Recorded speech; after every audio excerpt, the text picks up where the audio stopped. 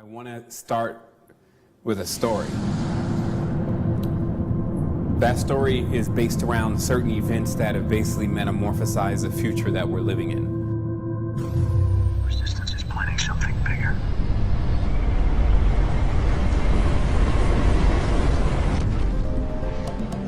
Dreams are as portals. This story is big, like it'll blow your mind.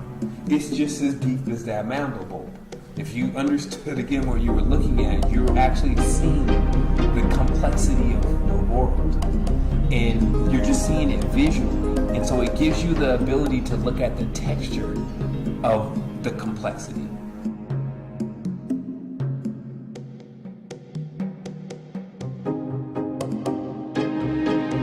You shouldn't give up in frustration. Your body has the DNA for it. You have a universe inside of your body that has a magnificent system. It was the climax of the universe already installed. And that every single animal essence trait, every single plant, insect, anything that you can think of could be found within the body. All right, suppose what you say is true. What do you expect us to do with such a contraption? Contraption. For my part, I intend taking a journey into the future.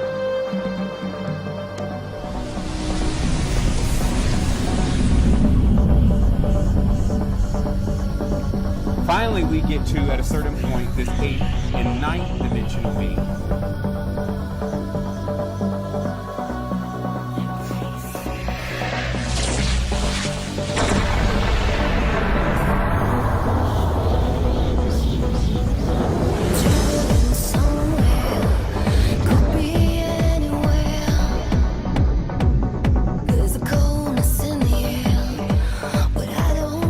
See how the whole reality is developed if you just work with the numbers. Time changes space. Life goes on. We drift deeper into the sound.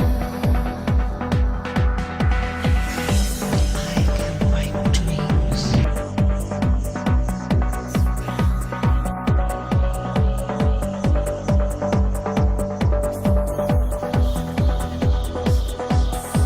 Traveling somewhere, could be anywhere. This is the 4 elements of the building blocks to everything. Coldness in the air, hey, but I don't care. We drift deeper into the sound. Life goes on. We drift deeper into the sound. Feeling These were strong. codes and symbols that were used to tell where you were coming from. So bring it on. We drift deeper into the sound. Life goes on. Wholeness and balanced vibrations to everyone, and thank you for tuning in to yet another amazing episode of Astral Quest. And wow, we've gotten ourselves all the way to this point. It's now obviously season 2, episode 3. And we're just going to keep bringing it. Today has been just a massive day for me. I woke up and I felt very energized and ready to give the message. Obviously, last night we did a show on the 100th Monkey radio station, and we had a little sound trouble. I did feel like we broadcasted a magnificent message, and then there was somewhat of a meltdown with the sound, and we're still working on that, but that copy should be available to everyone soon.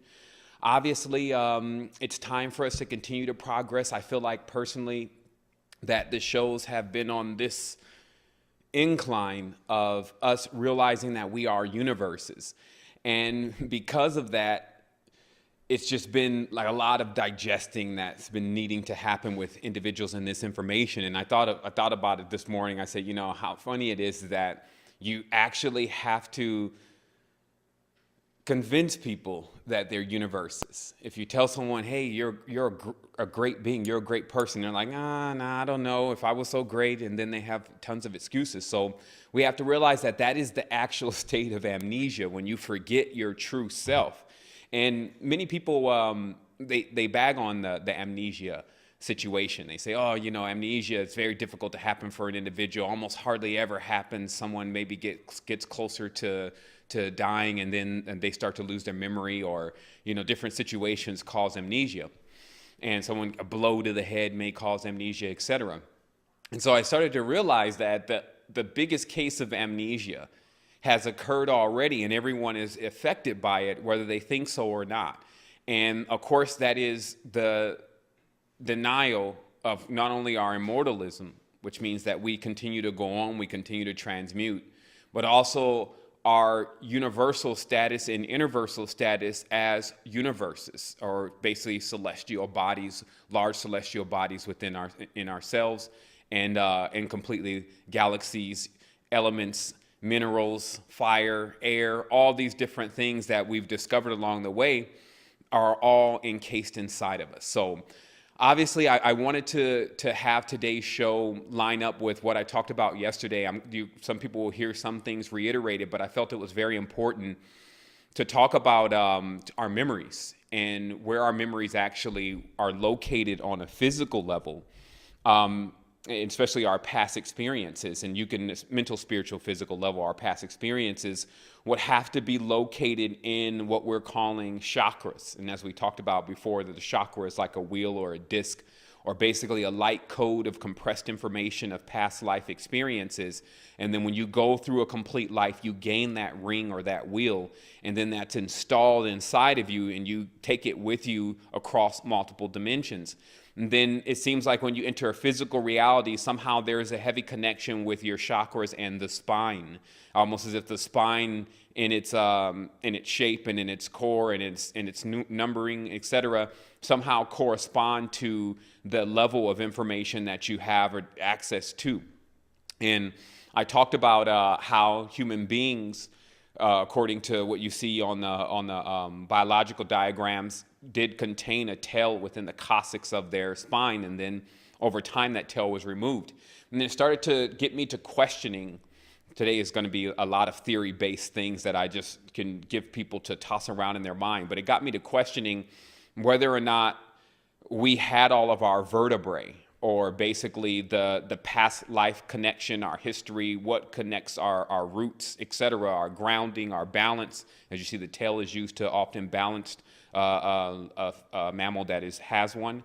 And so I started to see that obviously there's some massive cutting off that has taken place, that there's a disconnection between us and our concept of the universe.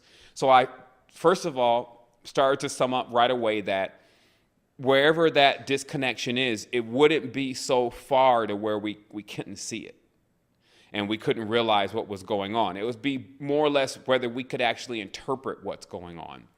And so I started to see that, especially with the first celestial body, which is the moon, that's closest to Earth, that would be important, it is there, that there had to be some kind of tampering or hacking with that celestial body. And obviously that brought me up to the point of where at least we know in our doctrine that the Russians did reach the moon at a certain point. America was supposedly going up there. Some people said that was a fake trip. But the whole thing is agenda. It's obviously that we're not dealing in a reality where those who have the ability to take out spaceships and then go into the universe just say, oh, let's go land on a planet and see what it's like. You can't even approach it like that because you probably will never get to that planet. You have to assess what you'll need, the kind of oxygen, the air, the terrain, et cetera, et cetera. So you would have massive amounts of plans to accomplish if you ever tried to set out and go to a celestial body on an external level.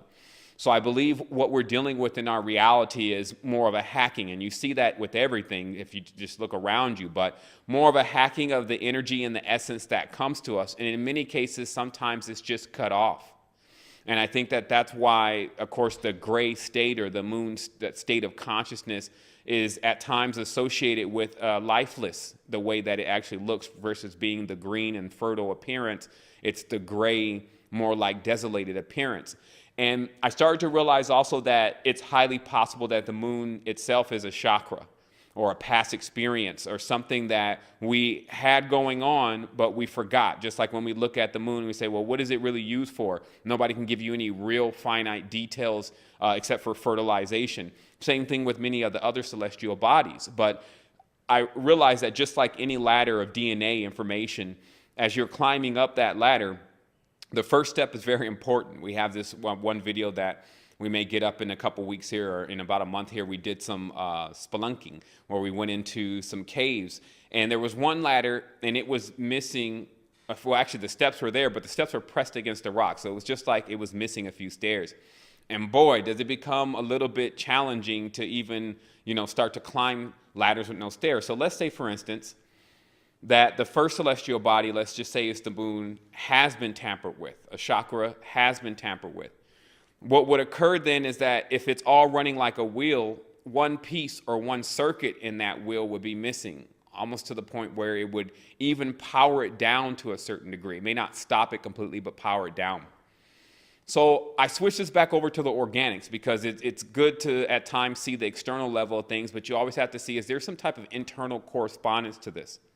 And obviously we find a deep level of information relating the moon to one of the first entities that were male-female that arrived on this planet. This also is known as the Hermes or Hermetic entity, which was an angel or a malachim, which means a king, but not just a king as a male, but also an androgynous king.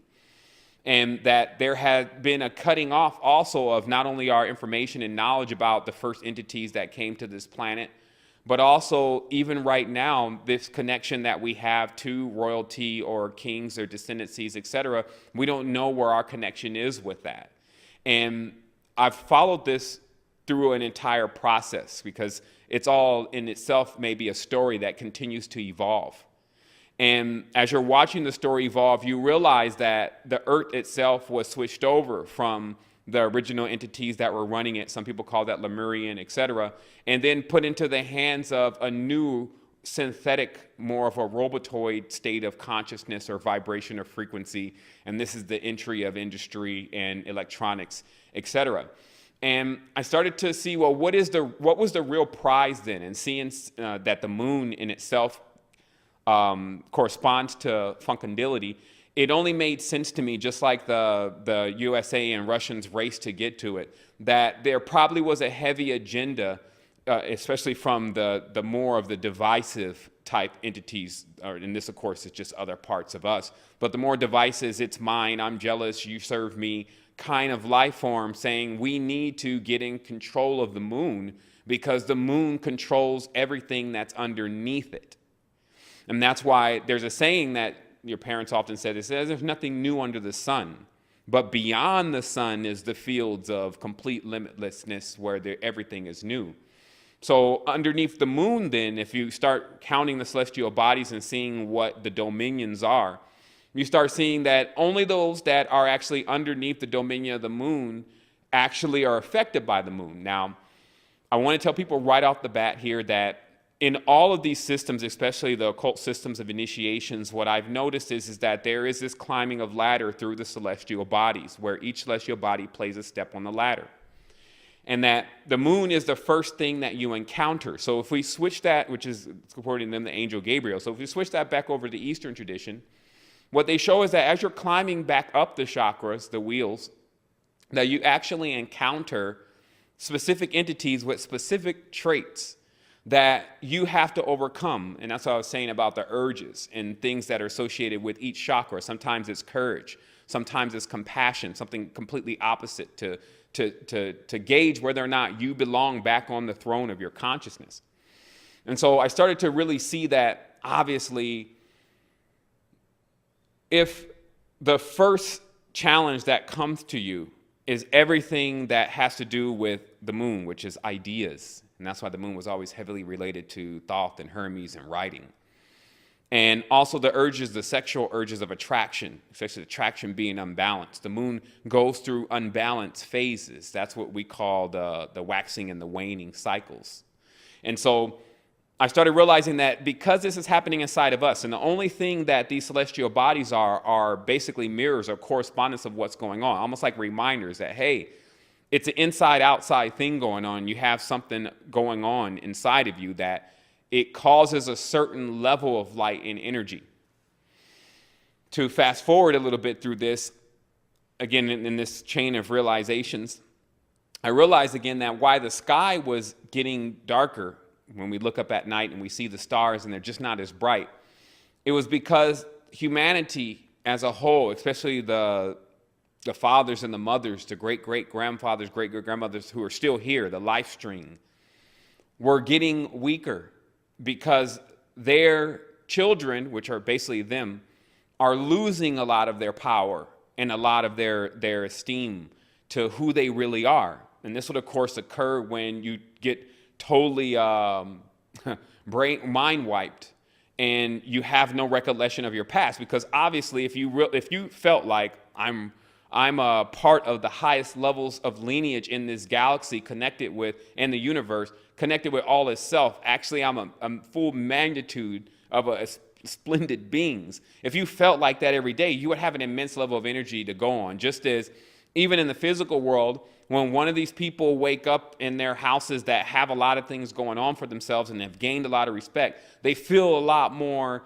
enthusiastic about going through the day and the things that they're going to accomplish. But that's something that we all should have, because we all have a lineage, whether we want to accept it or not, our lot, whether we want to claim it or not, that shows us that we originated from a massive point that has no beginning or end. And that's as much as we can say about it.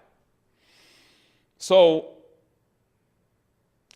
tuning into my notes here, I wanted to first talk to people about some of the failures that will occur if you start to work in the ethereal level of yourself, but you're expecting some kind of physical correspondence to that is occurring. Meaning, just more bluntly, a person who gauges how much spiritual power they have based on if they can move physical objects, like this desk or something. The thing is that spiritual power is ethereal, and it's used to move ethereal forces. It has its effects there. The physical body, the arms, the legs, and things are calibrated to allow us to do things here. And the reason why I want to bring that up is because if you ever ask yourself, if you have a spiritual experience or this massive dream or vision, and then you ask yourself, I wonder if that was real or not, you must immediately ask yourself, what are you using to authenticate whether that really occurred or not? Are you looking for something physical? Are you looking in the bed to see if when you got, maybe some water got dumped on you, and then there may be some water in the bed, you're looking for that, and then if you don't see the water in the bed, you're like, okay, that was just a dream. Or, all right, that obviously wasn't real. Maybe it's a figment of my imagination, okay? Now, this is the wrong way to go when you're dealing with the higher state of your consciousness, because what you will see is that all of the building blocks, such as neutrons, electrons, all of atoms, DNA, all those kind of things can be moved around easily by the ethereal body. But you will not physically see that. You see what I mean? What you will do, though, if you do it in the proper process, is you will see the results after the time lag. Remember, what existence is slowed down light, now to where it's become dense. So in that tense, that means density only means slower speed. You come off of this aerial creature, Etherian creature, and down into a more physical creature, which slows things down. It's more dense. So we're talking about speeds and vibratory frequencies here. So we can automatically go from there and realize that, all right, then, the faster that I move, especially in harmony, the more I can move closer to the control point. But the slower that I move, the more I get slowed down by slower vibrations. What is going on? I move away from the control point. So now this shows you where the oversoul is of yourself. The oversoul is still at the control point. When you climb down the ladder and choose to go into the lower vibratory density of yourself, something still has to remain. That's our hyperdimensional personality. Something still has to remain in the oversoul component. So this accounts to why, like I said again, if you want to see a rapid increase, you need to deal with the more Etherian state of your consciousness. If you want to see an actual physical change in the reality, you need to start bolting on physical components to the physical body's consciousness. And some people say, well, what do you mean? Isn't the mind giving the physical body consciousness? To a certain degree, the body is learning from the mind, but the body has its own thoughts, its own makeup, its own suggestions. Just like any animal can be trained to and can learn to do things. So we have to look at our physical bodies as also with an intelligent status to it, or sometimes a foolish status. And so I will go over again very briefly about how this whole thing works, this universe. Okay? Now, where you are located generally when coming into a physical plane is in the globe of your body. And that's why some people say, I see orbs walking around, or I see orbs floating around. And they won't be walking until they get heads, or they get bodies. But I see these orbs going around because the orb or the head is basically the first vehicle that we descend into this physicality into. And we take our position in the throne as infinitesimally small, limitless entities. We, as a microcosmic seed, we plant ourselves to grow inside of the pineal and the pituitary gland area. And as I said, the best visual for this, and I wish I could maybe pull up an image, maybe we can get it on that computer over there. The actual example of this is on the Men in Black. You see this alien that is inside of the skull of one of the individuals that's in the movie. And this is the perfect way to visualize what is really going on in the seat of our consciousness, is because we will jump into one of these physical bodies and then start to move it around or control it, because a head or an infinitesimally small entity cannot really maneuver on a physical reality to any effect. You see what I mean? Like if you want something to vividly happen, you need to go and do it yourself. So you need a physical body to do that with on a physical plane. So this is what we call realm dynamics. So when you enter into this body then, and now you're in the seat of the throne, you're now the ruler of the body, but you're an androgynon in every tense. That's what has occurred. See, before the androgynon is a supreme being. We talked about that on the last show. And then once you move from there, you come into this androgynous, angelic type being of the head, which we call the winged one, which is just here, this state of consciousness. And the reason why you know it's androgynous is because there's two hemispheres, okay?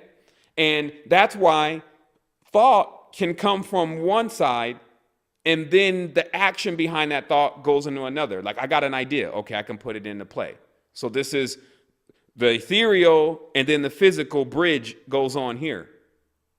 So once now that the ethereal, you're now seated in the ethereal bridge as just this orb, you now need to get the elements that are necessary to control yourself and begin to control things and move things around in the physical reality. So this is where the four elements come from, or the elementals. That makes up this lower part of the body, right? And these agreements generally go as such, and they're strictly planetary, but there's an entire universe here. Taurus, with 7 sisters of the Pleiades, all that area is the torso.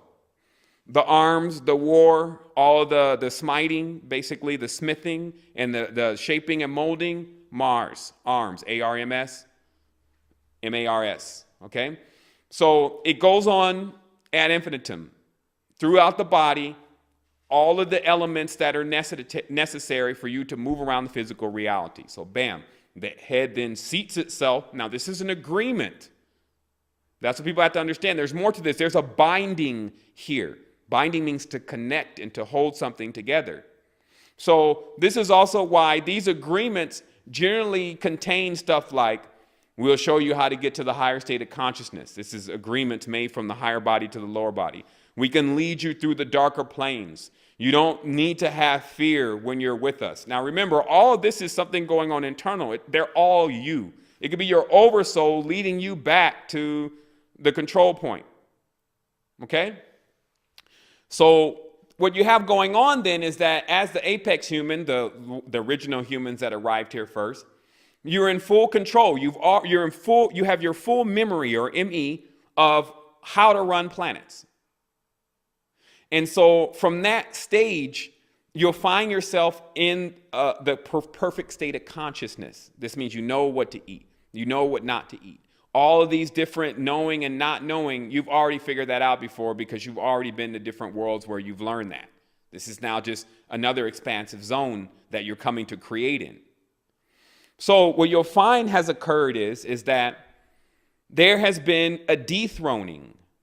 This is known as the abomination that set up desolation, meaning that something has entered into the holiest of holies and defiled it. Those kind of metaphors are used when the lower life forms, the inverted, meaning the ones who are yet to learn, the ones in darkness, which is just ignorance, they have suggested something. And this could be as simple as, hey, eat that piece of meat over there, like in its flesh, it's got plasma running through it. So basically it's saying, eat yourself.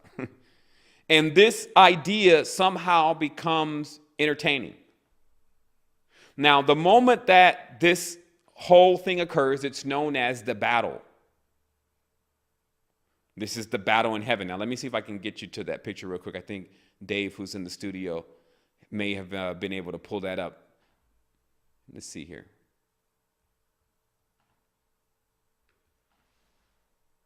All right, here we go. Let me see if I can get that in on the switcher. Clear, yeah. All right, here we go. All right, yeah, there it is. Let me get some sound on that.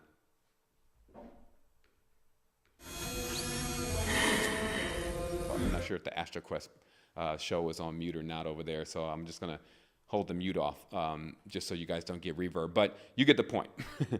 Alien in the control seat, on the throne. This one's looking just like the period before one is about to descend. Now,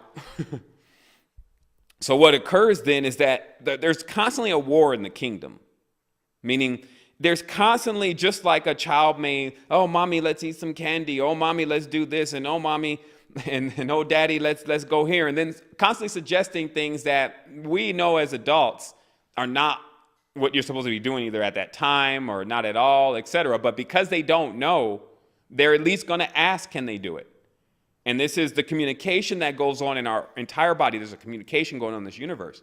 The moment you shut off communication and you just turn your back on your organs and turn your back on, literally turning your back, once you do that, then all communication, the grid itself, organic grid, shuts down. So obviously, again, you get these suggestions from the body, and when the body is rebuked and told what to do, no candy, but you need to eat this. No, you can't really go there and just relax all day, but you can go here and work out. After a while, as the body is continuously conditioned as such, it becomes the height of itself, and thus it connects to the oversoul. What I'm trying to show people here is that if you put anything back into its perfected state, it can connect with the oversoul. Even a chimpanzee, even a bird, if you understood what you were doing and you understood how to do it with your mind, you can rearrange the DNA in your spirit. You can arrange the DNA and put it back into a perfection, and the bird starts communicating with you. You can hear what the bird is saying. Why? Because now you're back on the same channel. All is self. I'm the bird too. I should be able to talk to myself. You see what I mean? So this is the power that we forgot about. And how this occurs is there was a situation that after we came out of this cave, personally when we were spelunking, I had this heavy level of resonation going on at that point. Everything had quieted down in my body.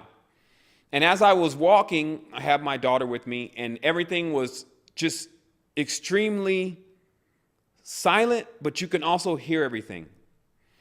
And right then I got a lesson. Right as we were just exiting the park, there was this silkworm or some type of spider, who knows, something had made a silk line. And when I went through it, I felt it like go across my face, right? And then as soon as I felt that going across my face, I had the simultaneous thought as if I was going across the finish line. And then the moment that I had that thought, the oversoul said, yeah, see, this is a real thing. Now listen. And I was listening, and I could hear the trees lightly applauding. I mean, it literally sounded like, many people have been in the forest before, so you hear this sound that sounds like the trees are applauding. And I said, man, that sounds like somebody's applauding. And the oversoul said, but wait, here's a whistle. And I started listening more, and I heard these birds whistling, very similar to the way people whistle when they're watching an entire thing like this take place. And then, right then, I got the confirmation. See, the only thing that they did is they built a synthetic world by stealing from nature all of what nature offered. This same thing that you're witnessing in this forest with your crossing the finish line on a certain state of consciousness, they've now emulated as a person just running track and crossing the finish line, and people are whistling and applauding. But that is synthetic. So remember that there's a synthetic world here. There's also a real world here. And if you keep thinking that these trees and that these animals and everything that has the life force flowing through it is a hologram versus the real holograms that they created from these LCD screens and plasma screens and all that, then you'll miss the point entirely. See, we walked out of the jungle, as they say. But where did we go to is the question. So let me get here to my notes, because I want to talk about another subject now, bioenergetics, because I want to give people all the keys that they need to do what they need to do. It's been discovered already the body has an immense magnetic field. It is in itself held together by magnetics in many cases. So the stronger your magnetic system is, the more power you have, efficiency you have, the higher level of immune system, etc. You're not sleepy if your core is wound tight. But what occurs is, even if we can admit that the planet is on a wobble, there would then be somewhat of a polarization. And I talked about this in like my earlier shows of why some people are either right-handed or left-handed. Few people are equal-handed. But that because of that imbalance as a wheel, it's causing an orbit, an elliptical orbit, rather than a circular orbit. And that's why people thought that, at least the Greeks, they still had their hands on the knowledge from before the schism. All their stuff was based on everything being a perfect circle. All their diagrams, everyone thought the Greeks are foolish. They believed that the world was circular. No, they had documents of when the world was circular before it became elliptical or off balance. Then when the body becomes off balance, this external universe will show the same reflection. It's because the external universe, of course, is on the lower level, even lower than the physicality. The internal universe is where it took place first, meaning that the off balance, the elliptical orbit of our chakra centers has occurred in our consciousness first before it ever happened on any type of physical reality. So this is important to see, because now you can confirm that something is off balance. Now notice the so-called controllers in the reality just control what's under the moon as long as one has not ascended beyond that point. They actually believe that also the same thing, that the poles are what needs to be controlled, flipped, or switched on an individual to get the desired result from them. And how you catch that in the etymology is that when a person is out of line, they send the police.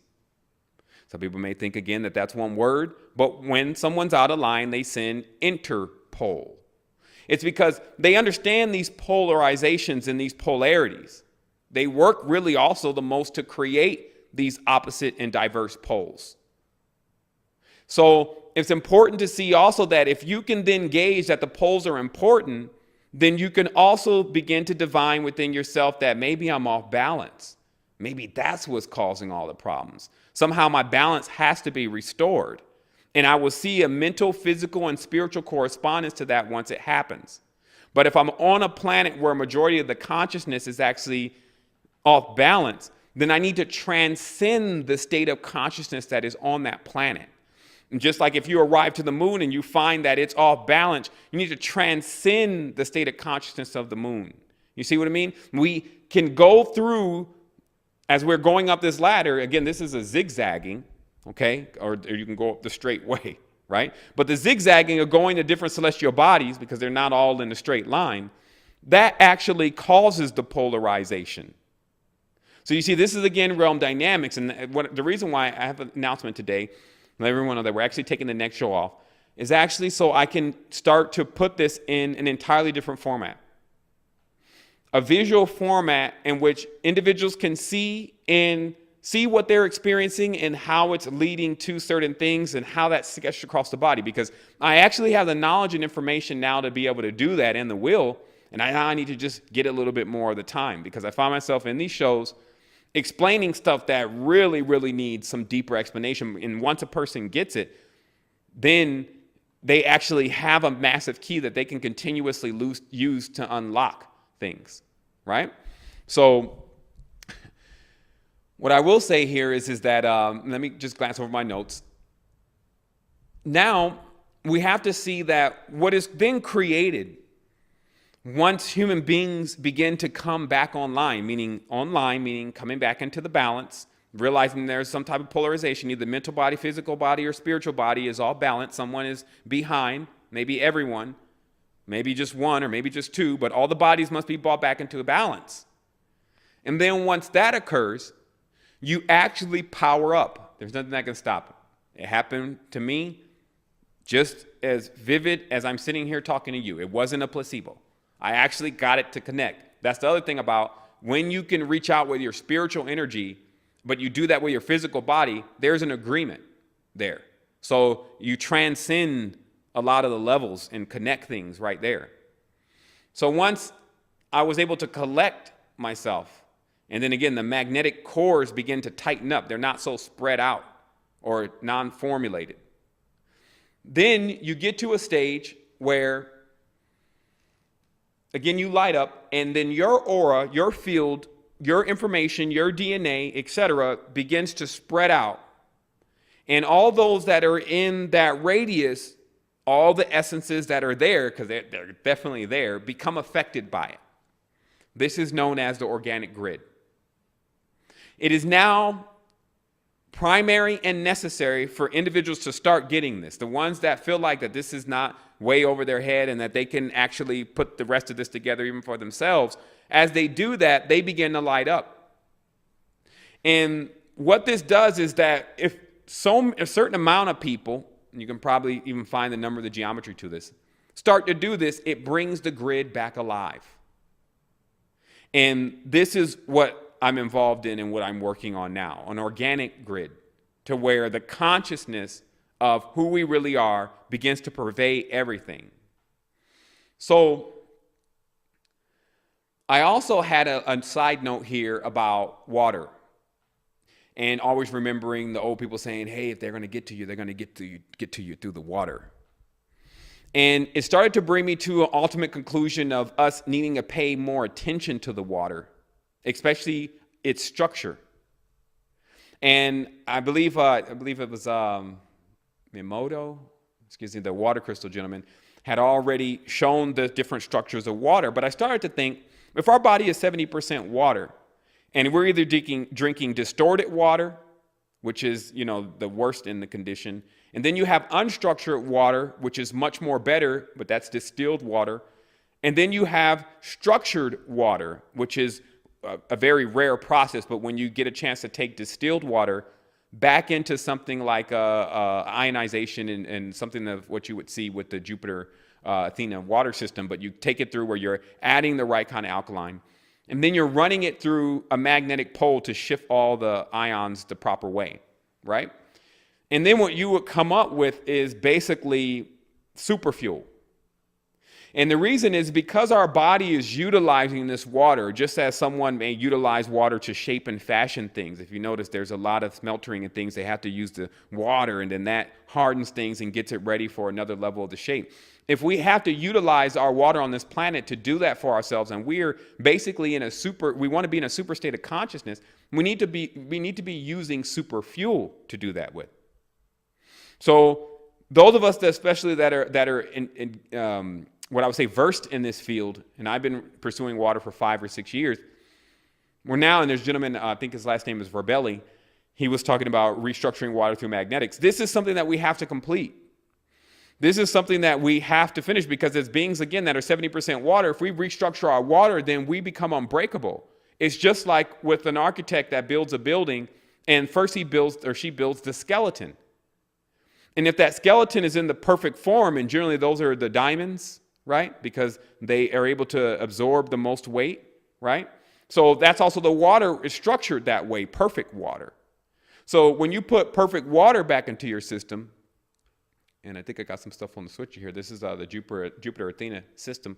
Quite pricey, but many of us can just do certain things with this water and figure out a way to get one of these in the neighborhood or something, and then switch out and start making caches of water.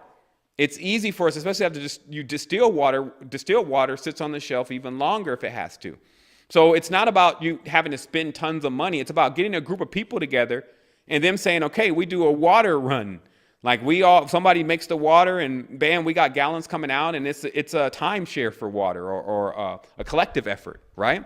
But it's important because you'll see that as you start playing around with the organics, it's a long road. We all need to eat food, but still it's like all these different things that you have to take, and you have to eat and prepare properly and make sure you get from the right place. And there's all this stuff that comes with it. And it's because it is a lesser fuel than what's next, which is water.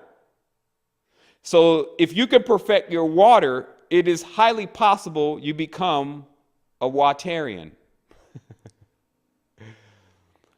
And the Watarian basically just needs to eat or drink, water, and that fulfills the state of consciousness that is necessary for the individual. Let's see something real quick. And the reason why this is important is because you move on to another fuel. Okay? And this fuel is more of a super fuel because it has less conscious particles in it. See, when you eat food, all the state of consciousness from the farmer that grew it, the land that it grew on, the different insects and things that are inside of it, all of that is going to affect you to a certain degree. So if you want to move to levels where there's less distortion, then you go with something like perfected water. And obviously, for those that are climbing the ladder and have already mastered water, the last system of mastery for superfuel is air. And the reason why that's the last system, because it takes the individual to have a pranic force within them. Their pranic force, when they take this breath, that heat that is inside of them, which is like a fire, but more like high-speed air, it actually begins to purify the air. Okay? Obviously, you can work with air purification systems to help your air. But the true air purification system is the prana within your body that actually superheats those molecules and those impurities within the air, and then the body takes the air actually in as a supplement. And of course, this is the breatharian. Now, keys to the breatharian are, of course, you can't smell or you can't take in New York air and be a breatharian. There's not enough nutrients there. In fact, it is the reason why we still think it's oxygen that we're breathing in cities like that, but it's really not. It's more methane and all those things, what they say that the reptilian state of consciousness likes, which of course is a reflection of us. Living in cities with tons of smog, and yeah, your body will pull some oxygen out of it to survive, but now it's also surviving off of nitrate and methane and all these other substances, and it's eating and consuming that. And organisms, especially the worms, are growing based on what is being fed to them. So I'm going to take a moment here to get a drink of water, and I'm going to show one video, and I'm just going to show a part of it. And what this video is about is it's about the worms. and that situation going on inside the body. I just felt it was a point that, we needed to cover really briefly again, so that people understand how serious this is. Your transformation could really be literally right around the corner, but you have to realize that certain things are going on with your body. Are you interested in knowing what parasites do to you? Probably, yeah. Probably not for me. I'll be honest, it doesn't really interest me. There's tons of people that have parasites and don't even know it. It's a very big issue. At the beginning, I didn't believe that I had parasites. People need to cleanse more often. I did. I had parasites. That was nasty thing. I was really shocked when I found out that this is something that affects every single living human, in fact, every single living organism on the face of the earth. I experienced parasites coming out of my body about 3, 4, 5 times. You could be leading a healthy lifestyle, you could be jogging, eating raw food, taking vitamins and all those kind of things, but these guys don't care. These guys are persistent, they're dangerous, they're deadly. They've been around for millions of years. They know what they're doing, and they're inside of all of us, and we're constantly being exposed to this. There's definitely a problem with it. There's a war going on, and it's going on inside every one of us, and this is something that we all need to take very seriously. This is not science fiction. This is scary, it's real, and it's serious. Monsters living inside us that eat our bodies and control our emotions, urges, and thoughts. A Discover magazine feature article said that every living thing has at least one parasite that lives inside of it, and humans have far more. This silent issue is so important, former President Jimmy Carter is putting intensive efforts into increasing global awareness of this serious issue. As a colon hydrotherapist for approximately 21 years now, you wouldn't believe what I see coming out of people's bodies. This is not just a third world country thing. Everybody has them. Even normal people with lots of money living in suburbia who take showers 3 times a day. If you eat sushi, you have parasites. 1 square inch of raw sushi meat can contain 10,000 parasite larvae and eggs that begin hatching inside you the minute you eat it. The most common kind is tapeworms, which can grow to 60 feet long and live in your intestines for decades. When I have clients that absolutely love sushi, I find that they have an inordinate amount of that particular problem of like clusters of parasites. If you have pets, you are guaranteed to have parasites. It doesn't matter if you're vegetarian, raw foodist, vegan, or macrobiotic. Even the healthiest and richest people on earth have parasites. You can't kill them all, only control them, because our bodies have trillions of cells which rely on helpful bacteria like probiotics to work right. If we kill all the organisms in our body, we kill ourselves. The secret is to keep the bad guys to a minimum. Make our bodies so healthy and clean, the undesirable guests won't want to stick around. Don't feed them the junk food they love. Sweet stuff, bread, alcohol, rice, pasta, milk, cookies, crackers, cereal, meat, cheese, cooked foods, refined carbohydrates, soft drinks, commercial fruit juices, junk foods. They love the food you love and hate the food you hate. Even letting yourself become run down energetically allows them to get stronger. So who's winning, you or them? There are hundreds of thousands of types of parasites, ranging from huge worms to the single-celled amoebas that can cross the blood-brain barrier and begin digesting your brain and other organs like your liver, heart, and kidneys. They are silent. They move very slowly so you don't feel them or know they're there. That's how they want it. If you don't know they're there, then you won't do anything about it. They are smart. Parasites are living alien creatures who live off of others. They eat your food. They poop their waste inside you, making your blood, lymph, and tissues toxic. We are living in their sewage. Did you know 1/3 of your poop isn't even yours? It's waste that's been pooped out by parasites. You think you're clean? Think again. Everyone has parasites. They're everywhere. It's almost impossible not to come in contact with them. They are in the air. You can breathe them in. A single handshake can transfer over 500,000 organisms. Okay, so you obviously get the point. But that's the real reptilian war. It's not about, just in what's going on in Parliament. It shows individuals are infected with the same state of consciousness and the same frequency of what they've been engaging in. So all of those, see the worms, if you really look deep into this whole parasite thing and the bacteria thing, you'll find out there's good parasites and good bacteria, etc. And this is because it's basically based on what the person eats. These are organisms that are actually used to clean out certain things in the body and to process certain things in the body. But if they're always given artificial number 5 and genetically modified things, then they become modified because they are definitely on the amoebic level that can be modified very easily. So the states of consciousness of the individual can be changed based on what they're eating. And we figured that out several times, but people need to really start seeing this is a real thing. So when you actually are consuming and feeding these type of these bad bacteria that are starting to take over the body, then it's true that the old serpent in the garden, meaning the old snake inside of the body or the old worm inside of the body, can lead the mind into levels of temptation, meaning that the frequencies then start to suggest things to your higher state of consciousness. Let's go eat this cheeseburger. And then you figure out there's a fall after that, meaning that once you listen to that, your energy frequency then goes down, right? And then you're in this lower state of consciousness. This is where we've made our home at in many cases, because sometimes people can't even feel that they're in this lower state of consciousness anymore, right?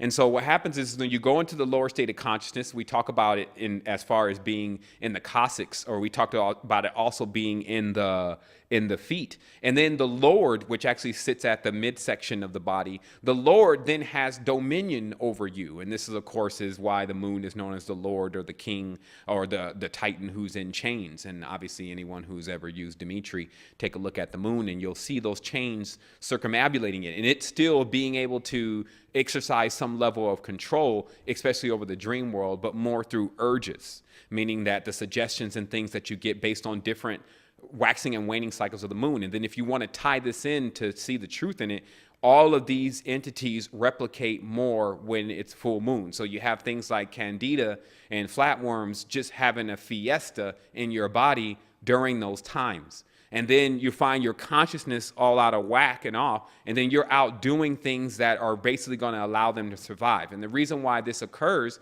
is because everything that lives as an organism is hardwired with the idea, and not just the idea, but the actual process of survival.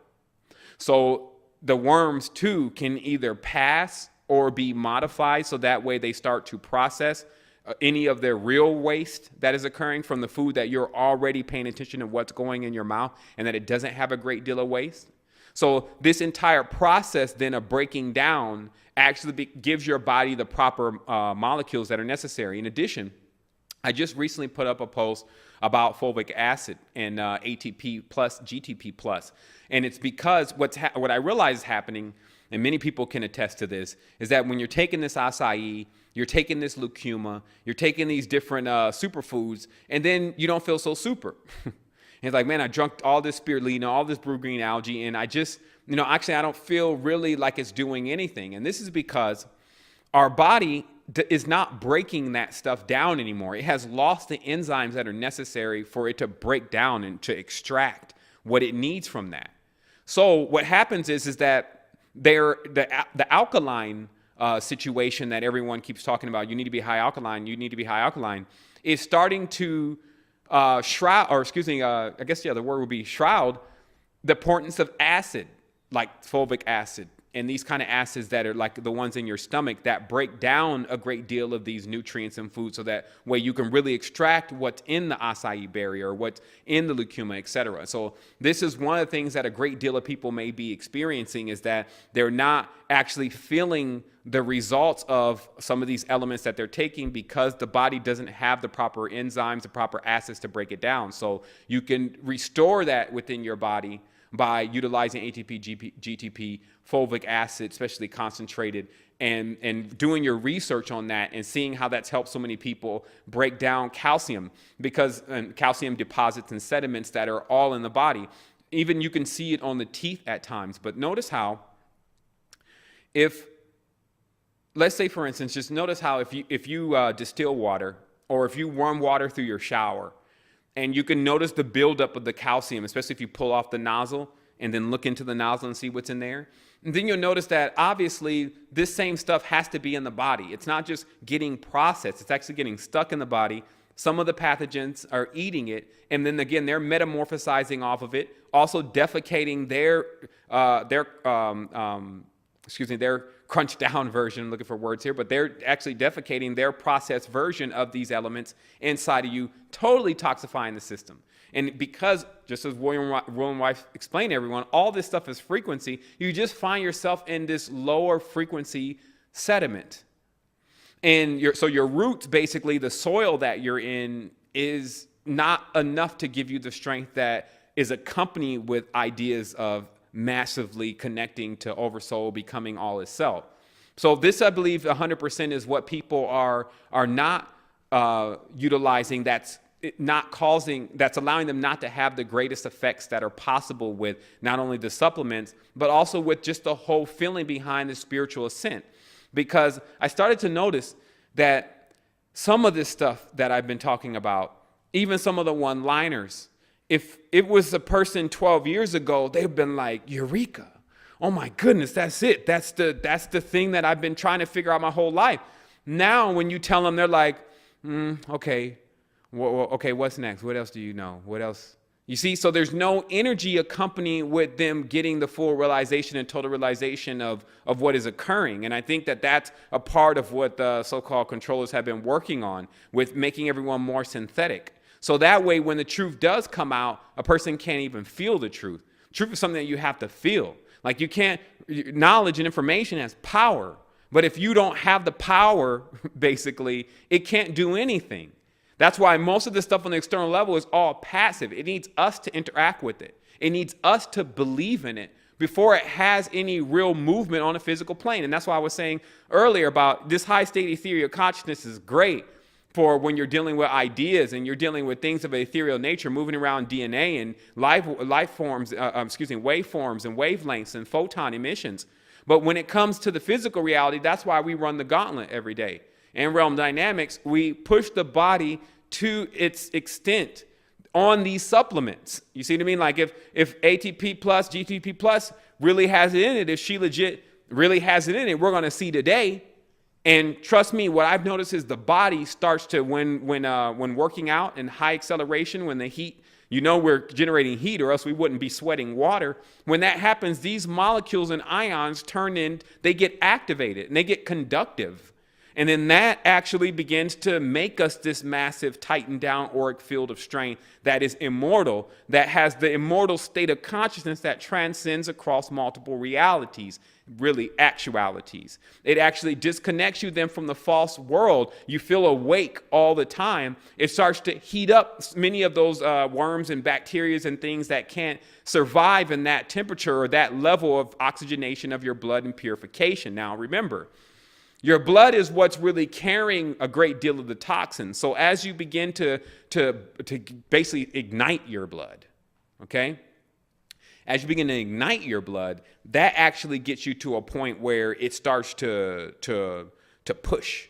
It starts to fire up the system. And then anything that can't stand that heat will actually begin to disintegrate. So definitely this is something that you have to be into. You have to really emancipate the body on multiple levels and get it shaped up. I mean, again, we promised the body. Now notice how if you see the cheetah or you see the lion, you see many of these elements that we are made out of, they have a full, fast twitch muscle structure. And this doesn't mean that every individual has to be running around here looking like they're Schwarzenegger, even though that's just all for show.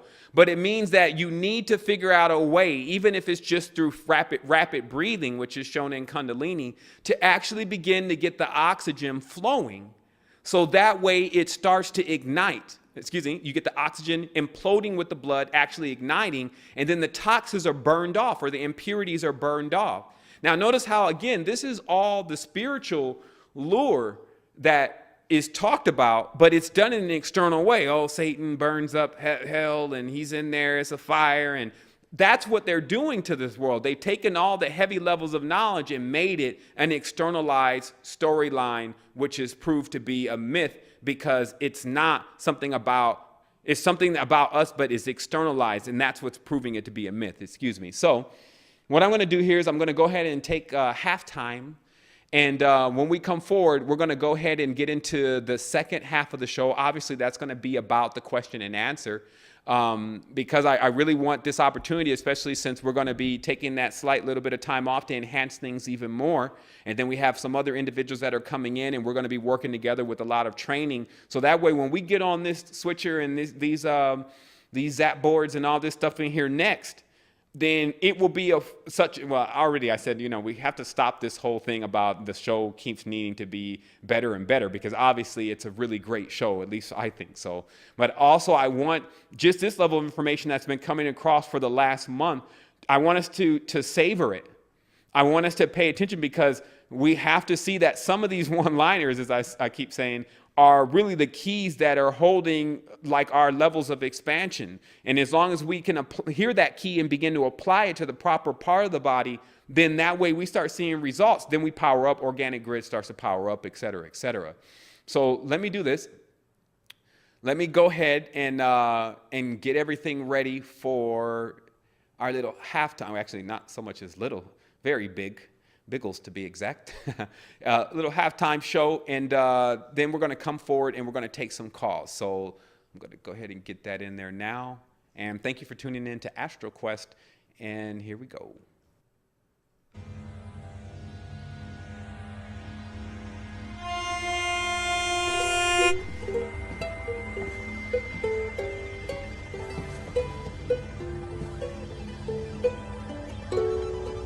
I had a friend once who told me that the worst mistake that you can make is to think that you are alive, when really you're asleep in life's waiting room. And what we've come up with is an immense body of knowledge. It is literally a corpus, a body. It is our body of exactly what the big secret is here. The big secret is us. We're universes, no matter how long it takes us to figure that out. Now look, just on a simple level, how many atoms are in the body? I think it's over trillions of atoms, right? But one of them is an immense level of energy to explode everything. So just from that alone, no matter what anyone says about you and what they think you are and what you think you are, even after a bunch of marks, labels, and tags, it doesn't mean you're not sitting on an atomic megastructure with the power of implosion of an entire universe. Or in this case, an interverse. Because now we start to get into the core energy. Like everyone's looking for free energy for cars and buildings and all this. Ain't free energy for the body. I'm tired in many tenses, working 4 or 5 jobs, and then you got people screaming at you and all this. I mean, what's up? Can I plug in? Is anything going into this PlayStation or this TV that can I plug it into? And then what we figure out is that the plugging in's already going on. The human body is docked, and there are ports all over the body. This is, of course, what we take in. Things are always boarding us, and to the point where we're just as run down as the Earth is. There's a symbiotic in everything. And if you could see the corpuscles as you activate third eye, you start seeing these globules going through the air. It could be just garlic. It could just be a scent from a rose, but it's all traveling in these little orbs, right? And they go in the nose, go in the ears, go everywhere, and they dock. And that energy and that essence becomes a part of us and affects us in a certain way. Likewise, when we eat something, when we put something into the celestial vehicle, of course, the head, as above, so below. The head controls everything, so it's the one deciding what it's going to put in, right? I'm going to eat this, but once it eats it, as above, so below. Now it's going to go down in there. So how this whole thing was wired, and they'll probably come up on a break here in a moment, but how it was wired together is that there was a battle. And in the scripture, which is nothing but internal metaphors, if you really understand it, but now it's externalized. But it talks about how there's a battle in heaven. Okay, so there's a battle up here. Michael, who's the winged one, basically, the angel with the wings. You cut yourself off right here, this part of the body, because this whole thing's like Voltron. You cut yourself off here, and you're going to have these 2 arms in this head, and trust me, that's enough to fly. If you didn't have all this down here, you would be able to fly. So what I'm saying is that this whole Michael state of consciousness up here is at war with none other than Satan. Satan is always known as the seeder, the builder of the foundation. It has a lot to do with reproductive, sexual nature, heat, those kind of things, right? Because that's the hearth of what burns up the impurities that takes place in, of course, lower areas called hell. So this is the war, because the urges from the lower body, you know them all. It's pretty much every urge, habit, inclination comes from the lower body, lower state of consciousness. Are always trying to wrestle and get into the kingdom, meaning trying to get in your mind to get you to make the decision.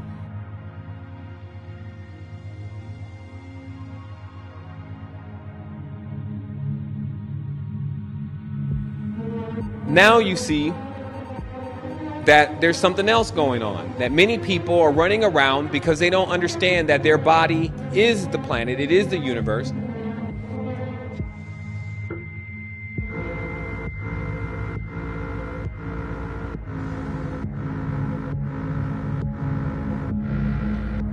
So the pineal gland, the energies, the essences, when they're scared, they draw back. So there was a retreat. Retreat. And then it's almost like sticking your head in the sand after a certain point when you're in the coccyx of your spine. They said, man, you don't got a spine.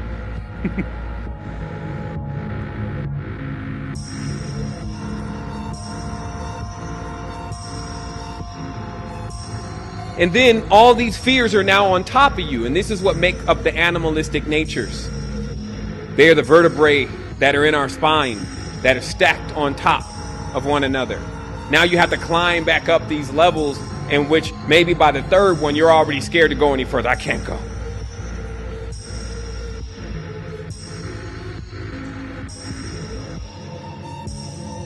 See, we're talking about forms of energy here.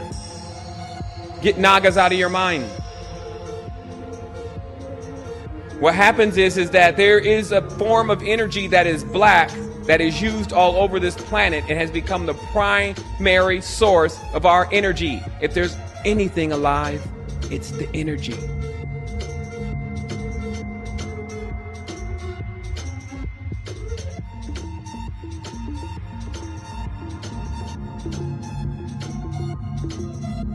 You'll see people that they spend a lot of time doing what their heart is telling them to do. It's great. Their heart's in a great place. But then when it comes time for them to do what they know they should be doing with their health, because we are the earth.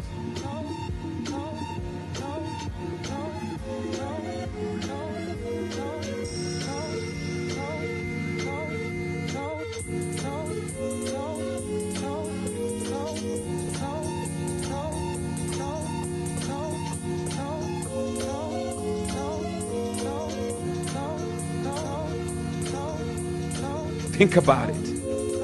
Our sources of energy are the things that are really alive, while we're still trying to figure out whether we're alive yet in the ghost world. So this is what we're talking about. The black snake is oil. That's the secret. That's the energy that moves through the earth, that controls the earth. You know who owns the oil. So I'll leave you there to visualize that and readjust things about the Brotherhood of Sod. Then you have the white snake. And this was the biggest thing. Because the identity of the white snake was a lot more intrepid than the black snake. The white snake had already told everyone that white was clear. So no one ever saw it coming from the spiritual direction. Look, if you have something ultimately material like oil, what is the other pole of that? Not the harmonic, the other pole. Spiritual. So you have this kingdom set up. This is what you see with the Bible and all these different religions. Of people who spiritually feed and suckle from us. But the spice, as they were calling it in this, is milk. That may seem a little far off. Wait a minute, what do you mean milk? There are many metaphors for the black snake and the white snake, but then there are the archetypes of them itself. It's MLK, which also means Molech, also means king. It also means the one who provides substance and sustenance, that others suckle from that, meaning they get this pension and they get these paychecks and they get these things that come from this system. But that is the surrogate mother, because it stole the idea of how a child has to suckle from its mother. That is the first sustenance that it needs.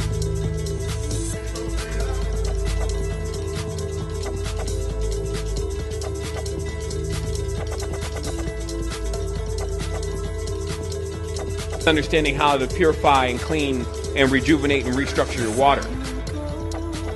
And then also how to purify and clean and build the pranic force and actually purify your air.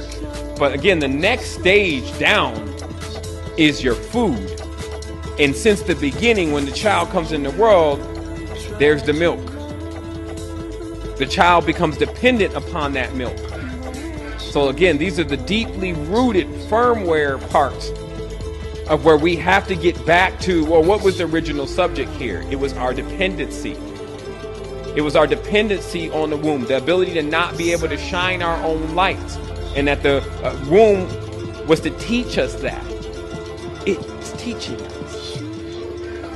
That's the masterpiece of this entire thing. All of what we experience in the matrix or in the womb or the matrix taught us.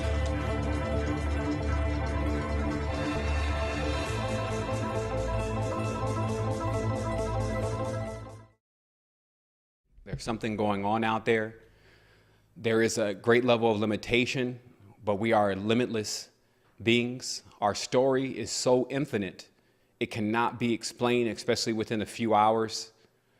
We all work every single day to explain this more simply. And that's what I would say Astral Quest really stands for. Every day we look into, well, okay, we get it. We know what's going on. We're already benefiting from it. There are many with us.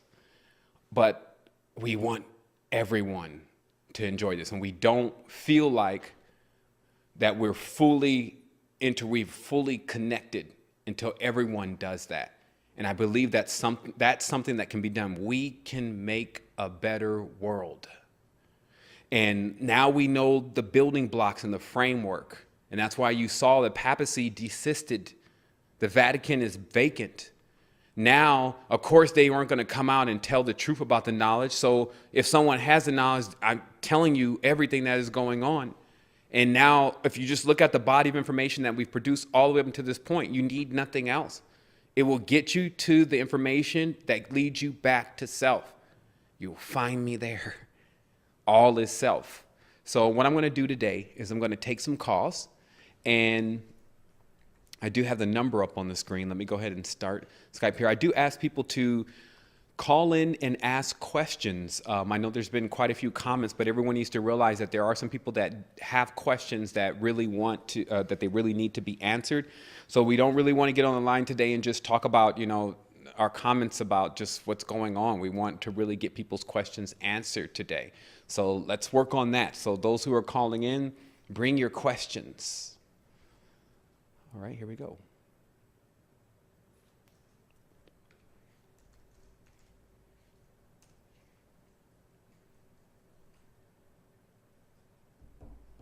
You have signed in. Okay, we are signed in.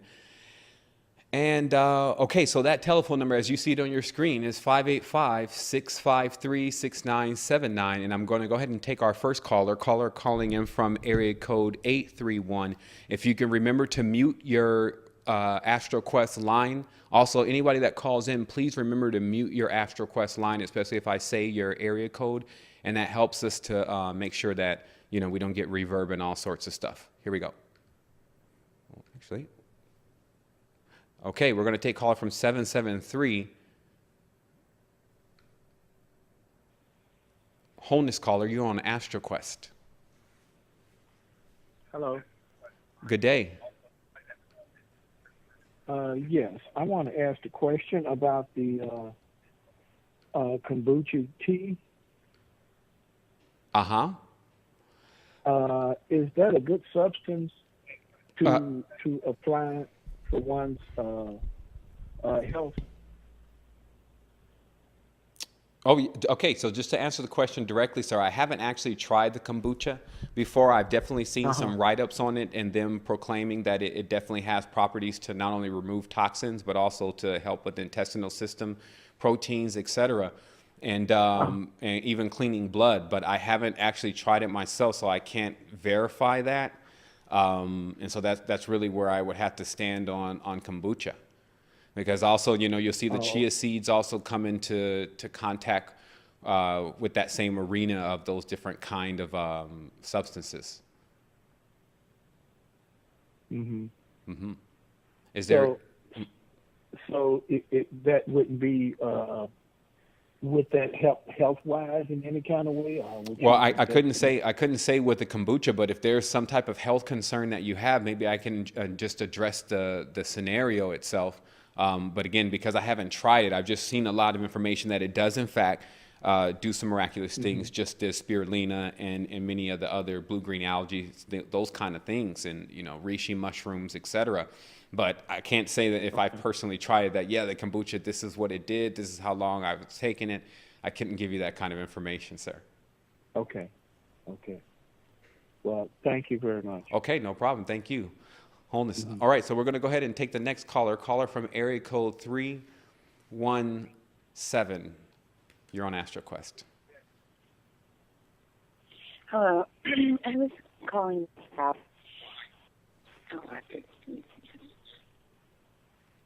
Excuse me, ma'am. I'm having a little bit of trouble hearing you. Could you speak directly into your mic? Oh, yes. Can you hear me? Mm-hmm. Okay. Well, my question was, we live in, of course, when we go into the heart chakra, it goes, out 3,000 miles, right? Or even more. Well, yeah, I mean, well, that figure would be a variable based on the individual and how much energy they are pushing out. Obviously, there was a heavy desire to project the magnetic body, which is what you're talking about with when the chakras spin and the essence that comes off of them, to project the magnetic body as far as possible. It didn't really have a limitation, but where it actually is on each individual and how many miles it's out there, etc. All of that data was not, they were trying to base that data on the numbers that are also pulled from Shimham Faresh, which is basically the numbers of 72. I don't want to get things complex here, but if you notice in the Eastern tradition, you'll see a certain amount of petals on the lotus. And there's specific numbers associated with that.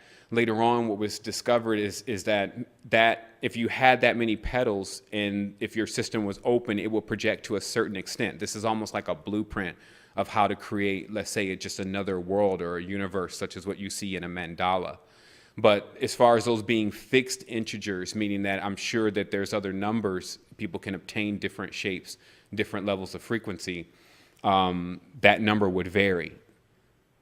So, if you have... Right. But, when we're living from the heart chakra and how to live it do you know how to live from the heart chakra, live it, and apply it to your world? I mean, almost as if okay, what brought me to this question was, say, for instance, you're looking at, I don't know what they call it, but they are these things that people put red wine inside, and it looks like two vortexes that it goes through one and then it goes throughout the other, and right. It's like, okay, change it. I don't know.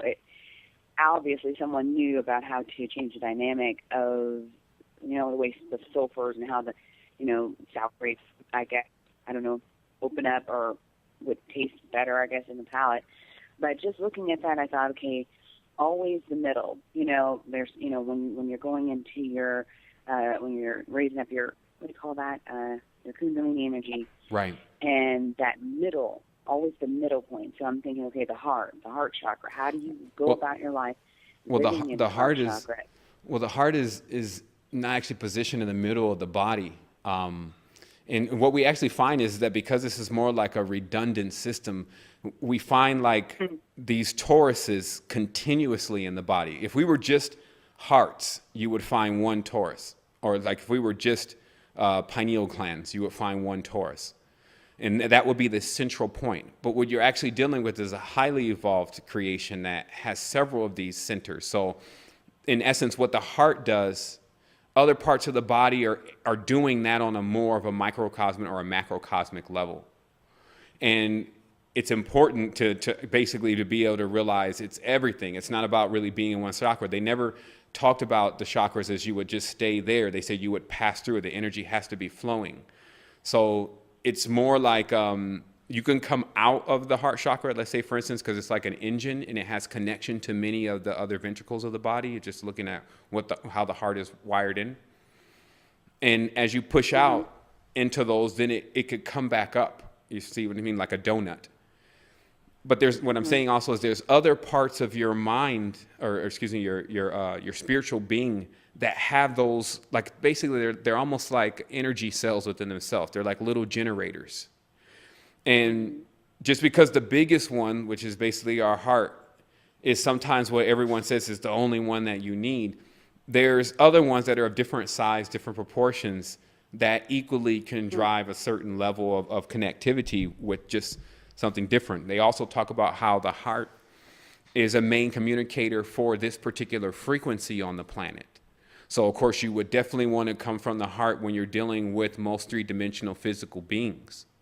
But when you're coming into an ethereal state of communication, you generally turn on the higher nodes, and those are like the Sahasrara. Those are the ones making the communication, the top or the crown chakra panel.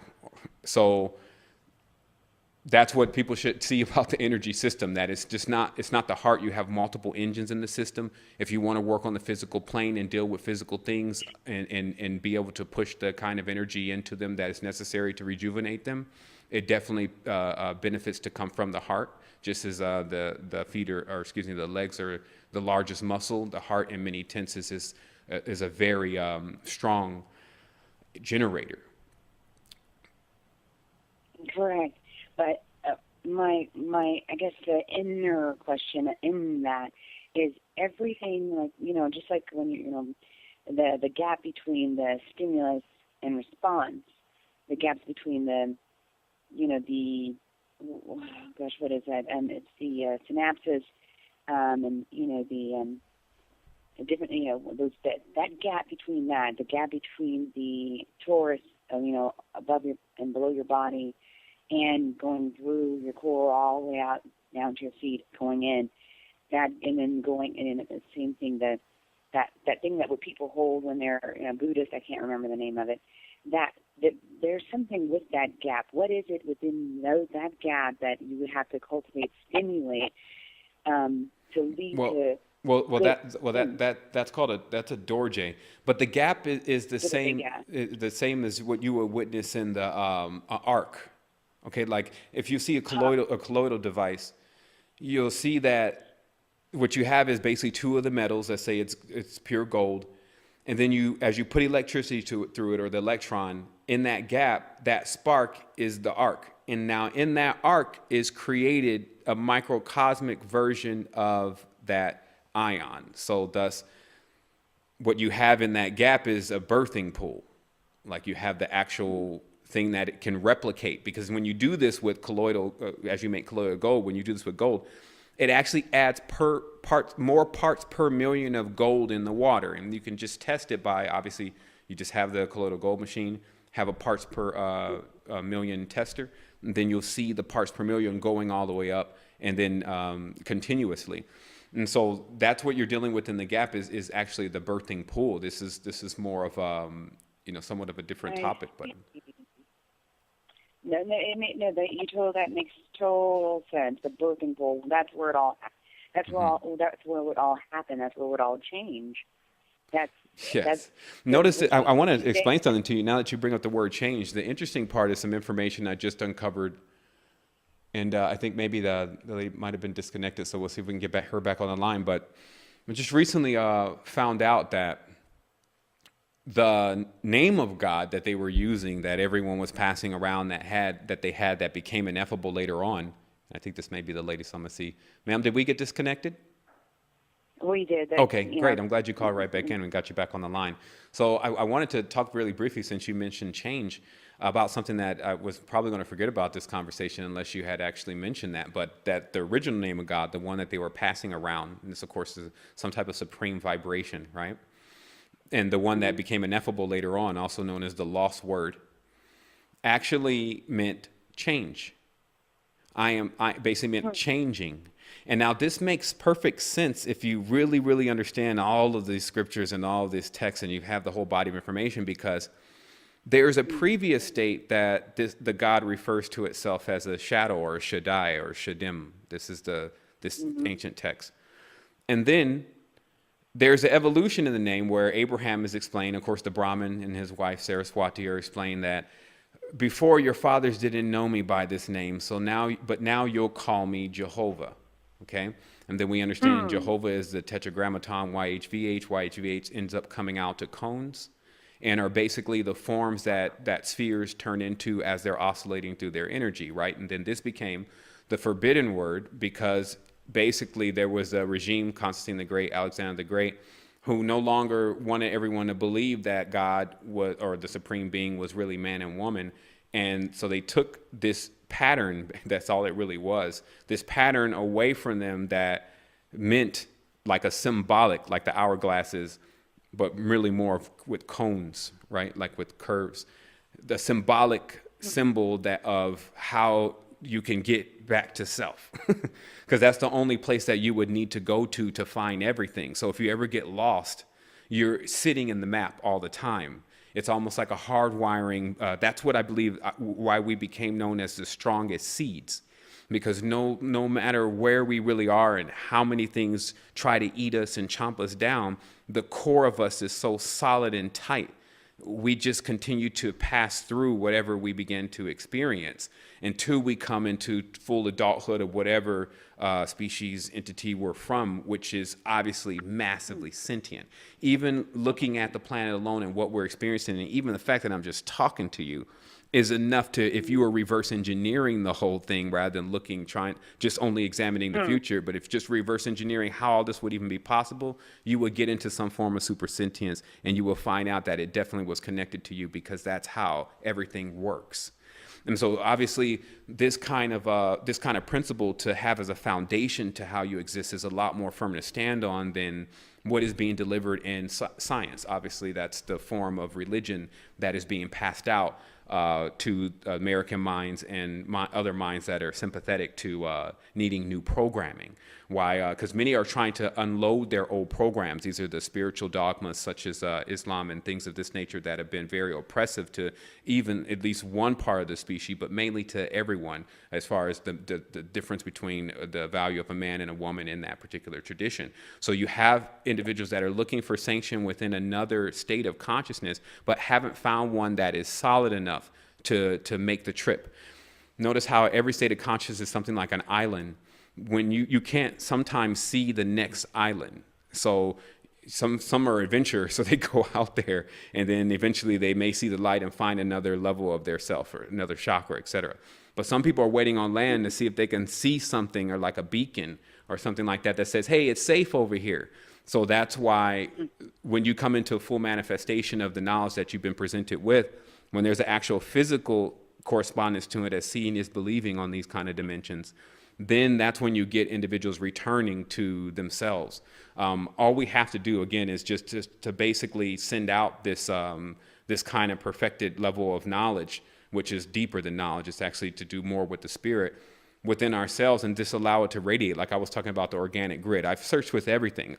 I've seen all of the mantras. I've seen many ancient books. I pursued it. The advent of this internet, actually, for anyone that was really using it for what it's capable of doing, was amazing. Right. Once they started putting the machines on scanning in the books and they stopped watching the machines were scanning in things that they never wanted anyone to know about. See, like when you look at the big libraries that were accumulated back in the day, and they were still books, like you have stuff like Gutenberg Project, where they'll go into a library. Everyone from the family line is pretty much dead. And then they'll get the rights to say, hey, let's scan all these books in so they're not lost because they're corroding. So then they're scanning in so fast. If you got alerts on certain keywords, the keywords that have to do with anyone who knows the truth, then you can get this level of information. And I've been pouring through it. And that's why I said I have to pause for a minute just in the shows and just getting it into another level of way to give it to individuals. But it is the great arcana in itself. Notice how the word again is arc. That's why arc became the most important thing to these Israelites. Obviously, it's a metaphor, carrying it around and it being able to defeat other things, is because we have this ability to replicate. And with that replication comes an immense level of energy. So that means whatever challenge we face will always grow to the point of us overcoming it. Stuff is hardwired. It's not even something that we can stop.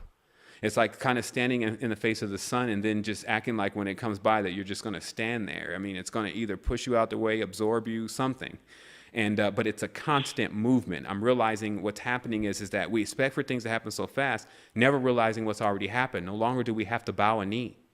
It used to be the time where we would have to physically bow a knee to individuals when they came around us, okay? Or prostrate ourselves. This is when even the physical body has not been emancipated.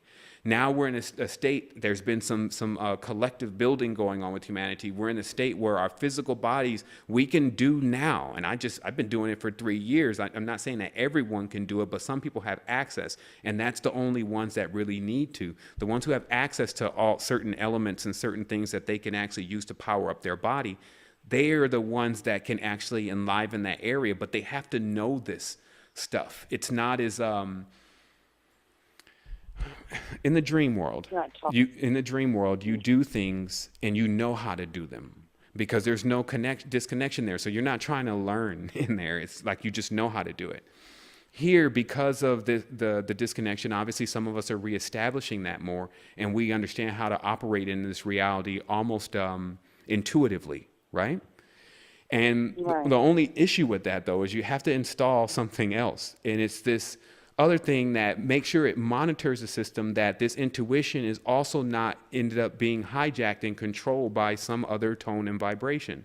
And what I mean by this is that you see a lot of very powerful people, the ones that came out of Mount Shasta, etc., get totally pigeonholed into the rites of Isis.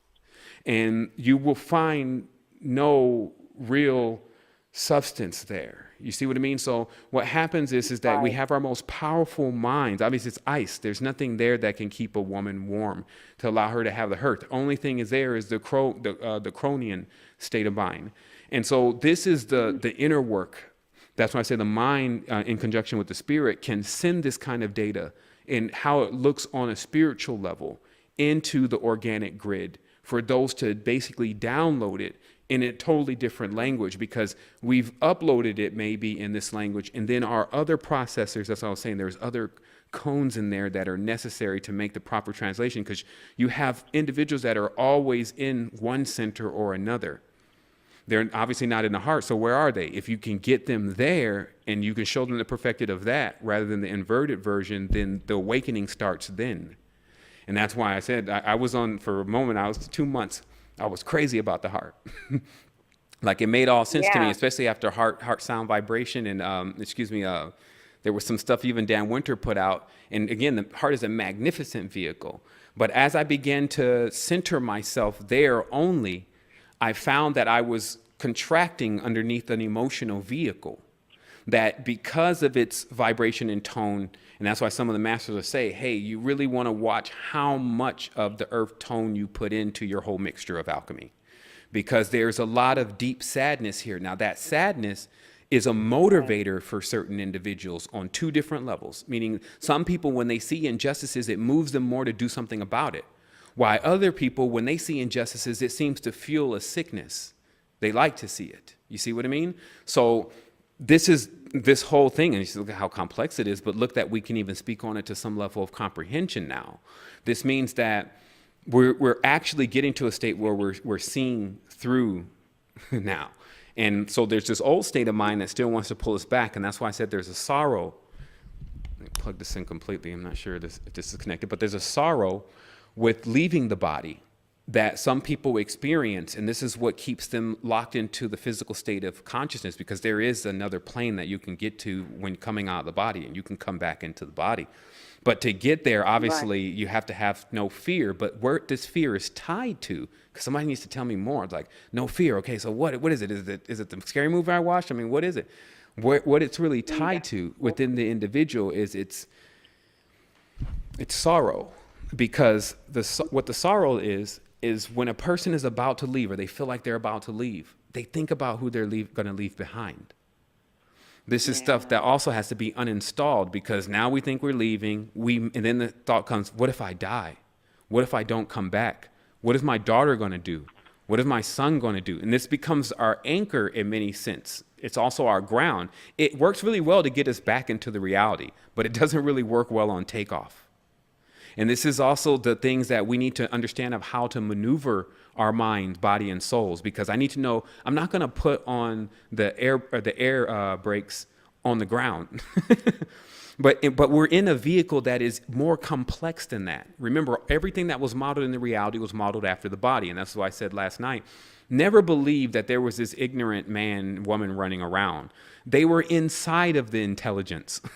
All of what we see in the reality from our highest level of technology, spaceships, satellites, all this, the ear, the body, all this came from the body. So the apex humans never felt like they needed to create computers and toasters and all these different things to get by. All the computers and toasters were created off of what we are capable of doing. By all means, we have a multiprocessor. And then if you want to put your toast on a hand that is fully activated, it will, or your bread, it will indeed turn to toast. Look, you got high llamas sitting in the mountains at negative 40 degrees, and they're still trying to say the body's not a blazing fire. When a man runs down the field or a woman runs down the field 100 yards, there's enough sweat and water pouring off of them to definitely say there's some combustion going in there. When you get on the astral plane, you see most individuals as arm, leg, arm, head, a fire body. This is the Sanskrit. See, notice how the language was the fire languages, the Sanskrit, the Arabic, they're based on the movement of the flame. The Hebrew is based on the movement of a flame. So what they are is basically the letters that correspond to our body, which is all this has been discovered, but also Yiddish has made gibberish of it. So what happens is that if you know numbers rather than letters, then it becomes a problem for you to actually feel the consciousness behind the fire body. And so obviously there was a point where, and this is what I call the reptilian Borg consciousness, which is basically first state of DNA, but highly synthetic. That's why I put in this picture on the right side. You'll see it. There's a moon, and then it has a half Borg side. Because it's a synthetic now. It wants to be a real womb or nurturer, but it has infested itself with something else that has deterred its consciousness. Who is it? It's the king. This is that one of those original angels that arrived here has gotten itself infected because it set itself up in a state of dominion. I will become like God. First of all, this is total division. You are God. So what are you talking about? You actually now have disconnected yourself.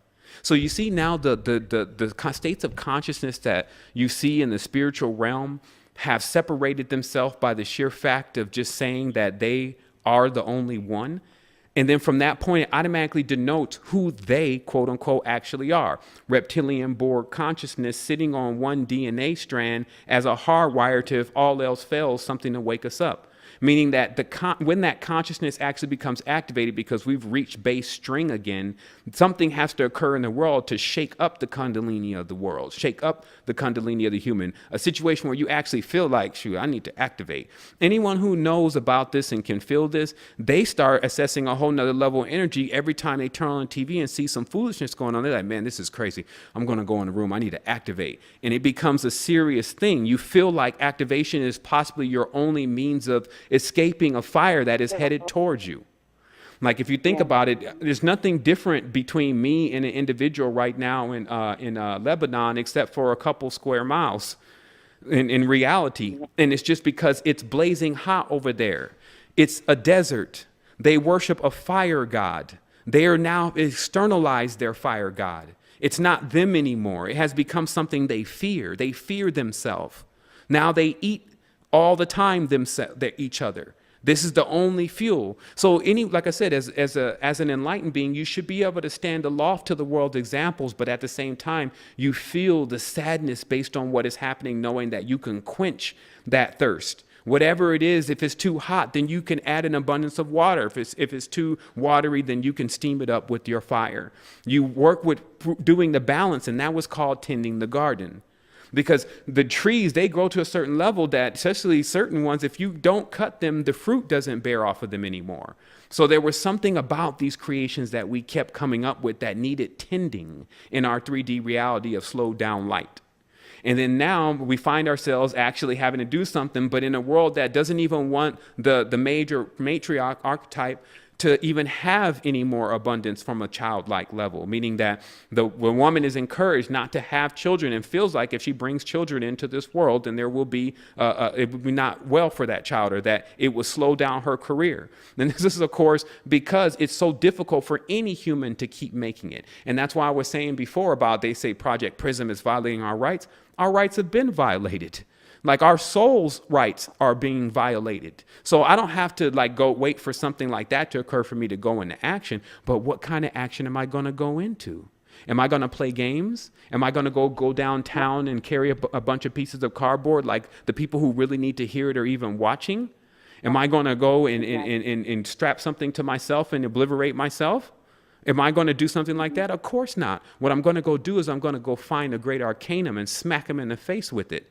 I'm going to go find something that was always known to be able to make a cripple climb trees, something that can bring all darkness and push it back into the corners so it's recesses, and also give those the light that are stuck in it. There's only certain jargon that you see being thrown around like that in the 10,000, hundreds of thousands of books that we have on this planet, meaning that very seldom do people start talking about the ineffable. That's why they say they made it ineffable so that people could not pronounce it. It was a decree and an edict. Never pronounce yourself as God. That's what the word means. Ever changing. Hello, I'm in that company. Humanity, we are ever changing. We're not stuck in this one DNA. We're building a bridge. Our DNA eats up these experiences and makes a web across the abyss. It's the only way to travel abysses. There's no anchor points. Our memories become our anchor points, but yet we are encouraged to forget. And that's why what I'm restoring here, there's another project. If anyone wants to know what's going on, is that you see the moon is a refractor. Whatever occurred with the moon, once they went up there, maybe it was then, or maybe they figured out it had already been done. What I believe is that in Egypt, when you've had the first, some of the first sets of Lord consciousness, the foolishness with Pharaoh, but even before then, the Kemetans, this idea of dominance and the use of fire as a weapon, Ra and the rest of the rays, clowning with each other over the rest of the wombs that were running around the planet, just a total state of nothing to do. And then the relic, that's why I wanted to capture today. Somebody always asks, well, how could this happen, brother? Because what you're saying just doesn't sound right. Well, it's because of the relic. And people don't get this, that when the lower consciousness starts to pervade the world, certain things are created that people can only have one of. And then we call this the relic complex. It seems to be, I think people will figure out later on, maybe someone will win a Nobel Peace Prize off of it, that there's something that seems to occur in the peak state of consciousness. Some people call it ego. But when it happens on a major level, it becomes a relic. It means something that only you can have, like the hammer of Thor, is then dropped. And then everyone sits and fights and wars over trying to get it. This is something that you find going on the planet, and that was somehow connected to the moon, that it was some kind of bride to be won. And then when it stopped being about how much you knew to please it, it became about bloodshed to if you can please it. You see what I mean? As the moon turned red as blood, then you have sacrifices going on for the king. Now, think about it. These sacrifices are not just the Molech Bohemian Grove stuff. These sacrifices is when a mother feeds the child something that is not good for the child and begins to kill the child from that point. See, we get all into this fascination about all these highfalutin stories that we can easily confirm may not even exist. But there are actions that we are doing every single day that equal the same thing. Once we can decrypt it and actually see, oh yeah, like I showed in that video, mother's milk. Like if you understand the surrogate mother and Mother Cersei, the church and the religions and who set that up and why they're running around pretending like they're women, but don't even possess that kind of role, a Doubtfire. Like I said, Mrs. Doubtfire. Look at it. They don't believe in the fire god. They're all ISIS, the dollar sign. They're all about fake currency, moon-y, okay, money. So when they got to the moon, start hacking the moon, added the droid concept to the moon, then the moon's driving anyone crazy that is still under the dominion of the moon, meaning those who are still trying to climb the first ladder find a challenge to resist their urges. As you see with the man, he's got to resist his urges because the fluids must reclimb the Jed. And if he's actually exerting the fluid every single time, nothing's climbing nothing. So, and also within the woman, the massive connection with her being water, and how she has to constantly keep her mind full of the fire or the truth or the knowledge in order to really sustain earth, like her responsibility. But then you look at both of them coming together, man and woman. To see man and woman is to really see that we were once together. That it was all in the same body. Even to see a chest on a man is to look again and say, maybe this male-female thing is not what I think it is. Maybe homosexuality and lesbianism is the ultimate externalization of brotherly and sisterly love. Anything that gets externalized completely comes in itself in some type of distorted form. But if you really understand the first state, is it really such a bad thing to love a man? Is it really such a bad thing to love a woman? You see, we have it all messed up. So the yearning for still being connected, and that's what we talked about. You talked about this floating point. But the yearning of still being connected is the attraction point. This is why we chose to split, because we could create more. That's one of our powers. So when we split and then we attract back together, in between that attraction comes that child, right? And so that's how we're generating energy. And so if we're seeing that from a macrocosmic level, obviously it's a lot more clear. But when we're down here, now we're rejecting our energy. We got powerhouses coming out, sitting in tents in Darfur. So look, so this is what I say, sister. There's a whole nother level to this. Like, I don't have time to keep playing the games. Like, I don't have time to keep talking about this every week. I have to go to pursue what will really do something about this. And what I found that is it strictly comes from the internal connection to self. As we continue to reveal it more, you'll see that the higher vibratory frequency will prevail over everything, even over when the TV shuts off and the channels don't work and all of a sudden the audio falls out. It will still keep broadcasting. That's what the organic grid is about. It's a move that we have to make. It's not something that we don't think is going to be done or that someone can stop, just as sure as you can stop the sun from rising. You see what I mean? So, but this is our full consciousness now coming to a level of seeing what do we need to do. Well, first thing is we need to establish a grid. Like, we need to get connected. Our communication system is broken. It's because we don't have no organic system. We have only inorganics. How we talk to each other is through Skype. He's the Scythian. How we actually communicate with each other is through all of these different droids, as even Dan Winter pointed out. You can't really send organic tones and vibrations over an inorganic carrier and expect anything of what would occur if you had done that properly, meaning someone singing to you will do way more than you listening to someone's song on the radio. So this is, again, another thing that we have to get to. By all means, we're rallying more people to get involved. Telepathically, learning how to telepathically speak. When I telepathically speak with a sequence of a dog, something that is receiving of this telepathic, or seeing in the fourth dimension, all of that, they respond to me a lot quicker than someone that doesn't do anything as far as doesn't deal with anything as far as spiritualism. But I notice that even if that thought goes out, it might be like maybe 5 to 10 minutes later that they'll say something that I've already that I put into their, like I was talking to them, and they'll come up with they'll come up with it like it's their idea. And it's like, and I just go with it. Right, and because truthfully, it is their idea. Like, what happens is that and that's why the words they all seem to lead back in a circle. It's like once you start kind of pondering things, you'll see it all comes from a dot. So even what a person is saying is true and not true, depending on who you're talking to. And that's what I mean by this place that's between heaven and earth. And I talked about this yesterday, but it's the end of this, and the end of all of our trying to figure out what's here and what's not here and what other people have seen is to understand the riddle of the place between heaven and earth. Obviously, now that we understand macro knowledge, the earth is your body and heaven is your spirit. So that leaves one more body that hasn't been accounted for, which is the mental body. So this place between heaven and earth that's spoken of is actually the mental body. And that's why all of these adventures and all of these different entities and all these things exist there, as that's how they write it in the ancient book. In this place between heaven and earth, the great ones and the titans and the angels. And then they keep going and going and going. But that's based on that writer who is a creator, writing with a flame language is mine. So if you had the ability to do that, which you have your own image nation, you have one right installed.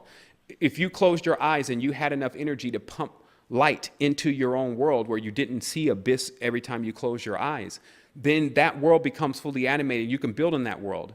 But do you see why the physical world would not become entertaining at this point if people were allowed to do that?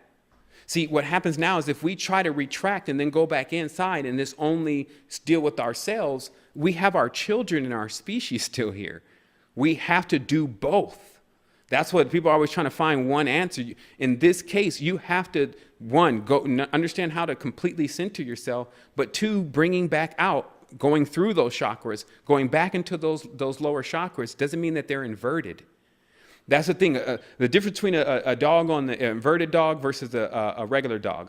A regular dog, as you see it, they become family dog, best friend. Inverted dog is more like a wolf. So in every state of consciousness, there is opposite to it. Just like you see the everything, like even cows now. You see the cow, benevolent, slow, been with us forever, helping us. We eat off the cheese, ate off the milk. Now milk's poisonous. You can't, now we've come to eating the meat. Everything has we change it, is what I'm saying. Like we choose if this is something that we're educating and something that we're growing versus something that we're slaying. And what happens is that it's now time for us to step up in our responsibilities and also start changing our ways of how we're actually getting things done, because it needs to be done rapidly. Why let the pain carry on longer because you're still trying to figure it out? Why not go into the planes that actually control what really goes on here? And then the person has to be willing to tell themselves that if they don't see that change abruptly after the time lag in their life, then something is not working right, and be willing to go back into the framework and figure it out. It's like a crash landed ship at times. You have to troubleshoot what could be the problem, especially if you just started. But one of the main things is to see the bacteria in the body and to understand that whole connection again with the lower frequencies, and then how to actually make the transition of terrain modification. This is something that doesn't happen immediately, but something that can take place over 3 to 6 months. And you start gradually bringing your body, the physical body, into these high vibratory frequencies that are associated with the mind and the spirit, because it can. We get this thing where we think that the body is not capable of doing all these different things, but it is. It's up for the task. Like you've seen people perform beautifully in symmetrics.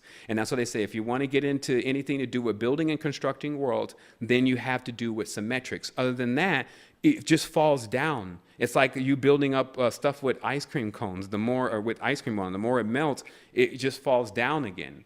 And so now we understand how to build structures. And this, again, rolls into the knowledge that I was talking about earlier about the water, structured water. So that's what I'm saying about the knowledge. It keeps rolling through everything and solving things as it's coming through. We have to be the same way. But they keep showing this perpetually, what they're going to do, what they want you to know about yourself, and then want you to know outside yourself, and then what they're doing to you all at the same time, like that movie Superman that just came out. And, the way that they had basically showed the human being able to, go into this super being, yet at the end of the movie, they're like, he asked, I don't want to spoil it for anybody, but he asked basically, because he turned the cells black, and then all of a sudden they had all these powers and da-da-da-da. And he wanted the essence.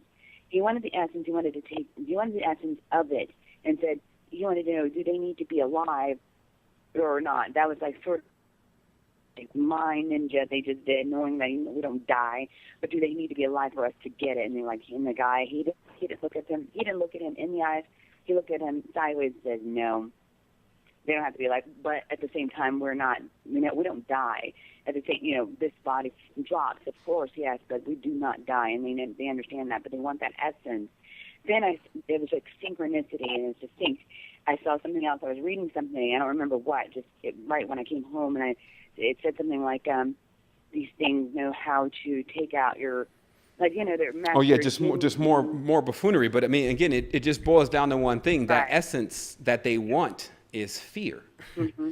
And that would be the whole sum of the entire thing, is that the essence that they're referring to is fear, but it's not inherent in our species. It's something that has to be trained. A person has to be trained to fear. Look at the child. The child is fearless. That's what we talked about before. So it's something that is embedded and trained over a period of time. It is a frequency. That's why if you sneak up on a praying mantis, it moves back, or you run up on a bird, they fly. It's a frequency that's pervading the reality. So once it's canceled out, then you find the removal of it. So what I'm going to do is, obviously we've hit the 1 o'clock mark. I was just looking, but obviously, sister, I do appreciate you calling in. It's been a massive conversation.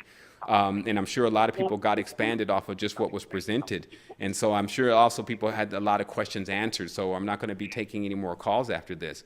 But I do want to thank you for calling in to AstroQuest. I thank you for answering them. I just want to throw out something. Do you know anything about these vertices and then these what do you call them? They're elevators. They're calling them elevators that go from. They're these lines that they see in the pictures, and certain NASA pictures, certain pictures, and they look like elevators that go from wherever to wherever. But any of that, and then also when you said something about the milk, what do you think about what do you call? They used to call it the obscene rite, which was the ejaculate of the woman, and then mixed with the male's kundalini, I guess you'd say, and it turned into this gourmet, and it kept these people alive forever and ever. Right, more mythology from them, meaning that generally, if you understand the true creation of life, you understand that life can be bred off of anything. It's just all about the quality of life is what really is into question. And so that's also becomes in many tense the foundation, because it's something that can only ascend beyond a certain point. When you have a idea or a consciousness that's already distorted, then distortion can't reach into the frequencies of perfection, symmetry. And so it's, even if it is true, then it only has stance in a certain level or a certain world of people that exist there. You see what I mean? And that's why you find that below the moon, you get several sub-levels of consciousness. This is when you get an individual that is a star, or a star on the earth, another celestial body, basically, but now fallen to the earth, actually enticing individuals to come this direction and to do this different thing. This is singers, songwriters, et cetera, et cetera. And so you have these sub-lords, or divas, as it's called, also in the singing and also the Sanskrit text. So you get that also going on. So people need to be aware that you just break free completely of all of those different paradigms. Okay, because you got to remember that certain strong states of consciousness will come and set up a world here, or basically a state of consciousness, a mind state. And it will still survive long after that individual is gone, for those who choose to take upon that mind state for better or for worse, right? And so what we have is we have some of those mind states still running, and some people access those mind states to actually get involved with what's there. But when they seen, again, coming out of the cave, just already what we have at our access and where we are, you wake up every morning, even if you have a nightmare, you see the sun, it shows you that you can pull yourself up to something. You see what I mean? And so also when we witness others that are not capable of doing that, we do as much as we can to assist them, but we also gauge what we're using to assist them with, meaning that don't go into any of these scenarios where you have individuals practicing heavy levels of distortion, we'll call it that, with words. Like words are you're not even dealing with someone that is able to comprehend. They're not dealing in a mental state. They may be able to articulate their words properly and say different things, but real true consciousness resides in the higher region of the brain. You see what I mean? So what I'm saying is that a lot of individuals have to check their methods about what they're attempting to do about some of these lower states of consciousness. Also being able to denote when a certain teaching and a certain level of knowledge is from that state of consciousness and it only applies there, rather than blending that in also with their total knowledge about what is going on in, should be the innerverse, which is what you want to go on. And that's why most people can, in the higher states of consciousness, just shut down everything, meaning that it becomes no connection between stories and, like I said, what goes on in the mind and what may be hypothetical, and all that stuff slows down energy. When you get into a certain state, then it's free of all of that. And I'm sure you understand what I'm talking about. But again, we have to understand how to oscillate between our consciousness of working with this world and giving it the energy and what's associated with that energy, so that it can grow and it can nurture itself into a balanced, harmonic direction, while also keeping a fair energy supply ourselves, so that way we can stay powered up and in this, because it's easy to get more or less infected by some of the states of consciousness that are out there and some of the things that they say. Now we don't have to go and read many of these dark, decrepit books about different worlds, trying to find if they have discovered the truth. The truth is self-evident. And so the moment that you open it up, if it's not a book about yourself and how your body is working and how your mind is working and how your spirit is working, and that is resonating with you as crystals or something like this, then it's automatically something that has already been intruded the mind as an idea, and the same reason of why we may fall from our higher states of consciousness or oversoul at times. But also never forgetting our oversoul is always there. We hold multiple positions as a hyperdimensional being. So if we choose to reside in this state of consciousness for a moment, it's easily our choice to go into more of our oversoul state of consciousness while remaining here. Some people think that we can't do it both at the same time, and then when you go in, what I do every day. Exactly. So just being that beacon for others. I try. I mean, you're that beacon for others, but they see your beacon and they don't like it. But these people that I'm dealing with at the same time, they're like, I swear, they're 80 years old, but they look like they're 45. Okay, so when I was asking about that obscene rite, I mean, and at the same time, I've noticed that what they do all have in common is that they've all adopted a little child from somewhere like Asian country or African country, right? That type of thing, with the same blood type that they have. And what I've came to, I have a master's in chemistry, but we would do certain little things in biology that showed that when you take a sickly, cancerous rat, and then you take a small, young rat, and you transfer it blood and do a blood transfusion, that rat starts to just literally, I can't think of the name now. It's just a reversing of being, no more tumors, no more cancers, none of that, and and they being young. And I would have to stop you there only because that's evident. I mean that's in multiple ways. It's not even just what's going on in people's households and children they may have adopted and draining energy, etc. And that's why this is the other thing that I want to talk about, because I'm glad we've got to the point, and obviously I need to get to the closing of the conversation. But what I will say is that if you notice that if our consciousness is constantly used, because there's a new story, like just recently they said there's a story, they're putting out technology and some of the phones can swap out a person's soul immediately, right? And put a new soul in there. And they go on with this kind of thing, just like, okay, these people have this energy and they could take energy from people, right? But the thing is, that is evident. Like, it doesn't have to be that phone that can do that. It doesn't have to be some individuals that may have adopted some children. It's going on multiple levels, even on a microcosmic level, something that is feeding on you. It's about whether certain individuals are going to be able to charge themselves up enough to shake off the vibration. It's a real thing. That's what I'm saying. It doesn't accompany somebody not believing in you and these people, they're not getting it. That means you're using the wrong tools. Like I said, the energy that comes off of a person's body, if it's really on the activated level, it actually vibrates things.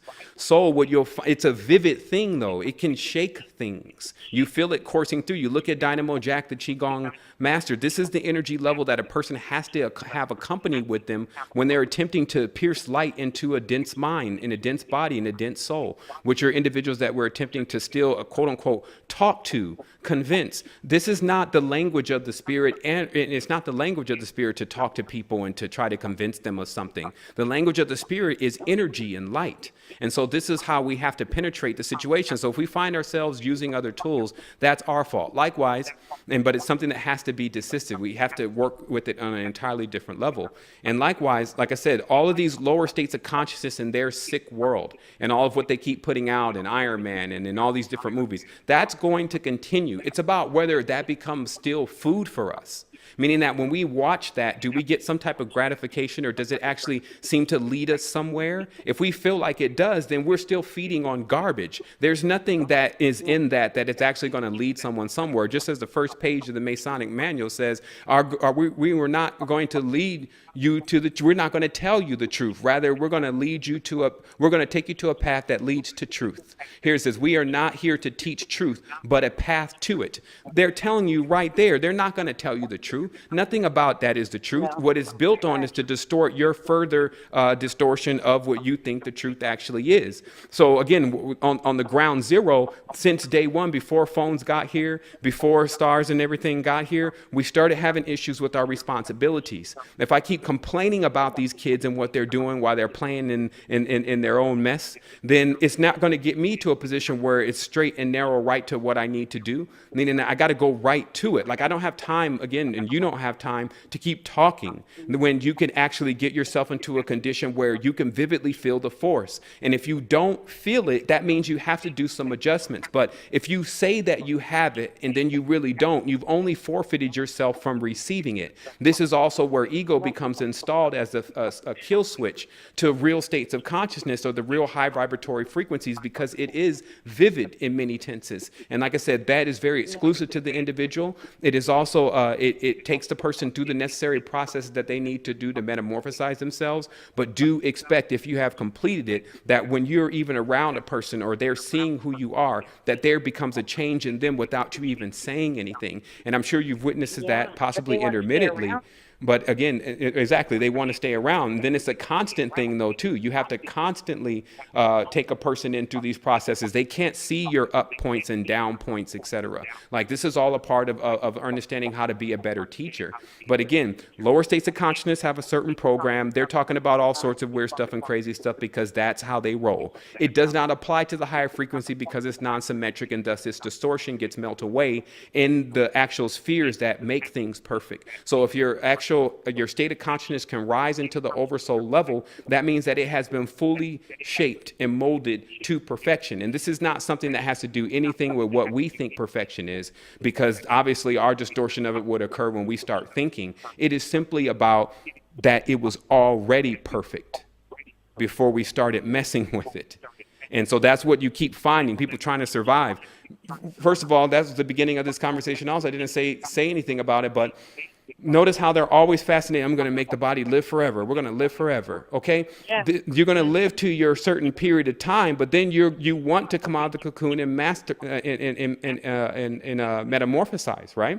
So when you have a consciousness that just wants to live in the body forever, it will become vampiric, because forever means forever. It gets boring. You no longer expect new things. And that's why I said about the parliament. You watch the Crown. They have antiques everywhere. It's tea at 12. They're still wearing old jackets from the 17th century. You see, they don't want to go into that unknown quotient, that area where it's not mapped yet, that it's unknown, and that excites us. So you see the difference? So you have one side of this consciousness that doesn't want anything new, and then you have this other side of the consciousness that is desperately needing to increase their level of how much they're able to get on a consistent basis, because they're constantly expanding. Now, what if they're being fed what you see the media pushing out and what you're seeing all these individuals believing in? That's what they're being fed. That's what they're eating. And again, that's why our energy is starting to decrease. But as a collective, this is something that we come into and we start handling from the levels of what we've learned. We have master teachers, Willem Reif. You have guys like Dan Winter. You have guys like Dr. Sebi. You have even David Icke in certain tenses. You have Michael Tessarian. You have all these different individuals that have come to lend their thought about it. And all it says to us is that just listen to the body of information, but then listen to yourself.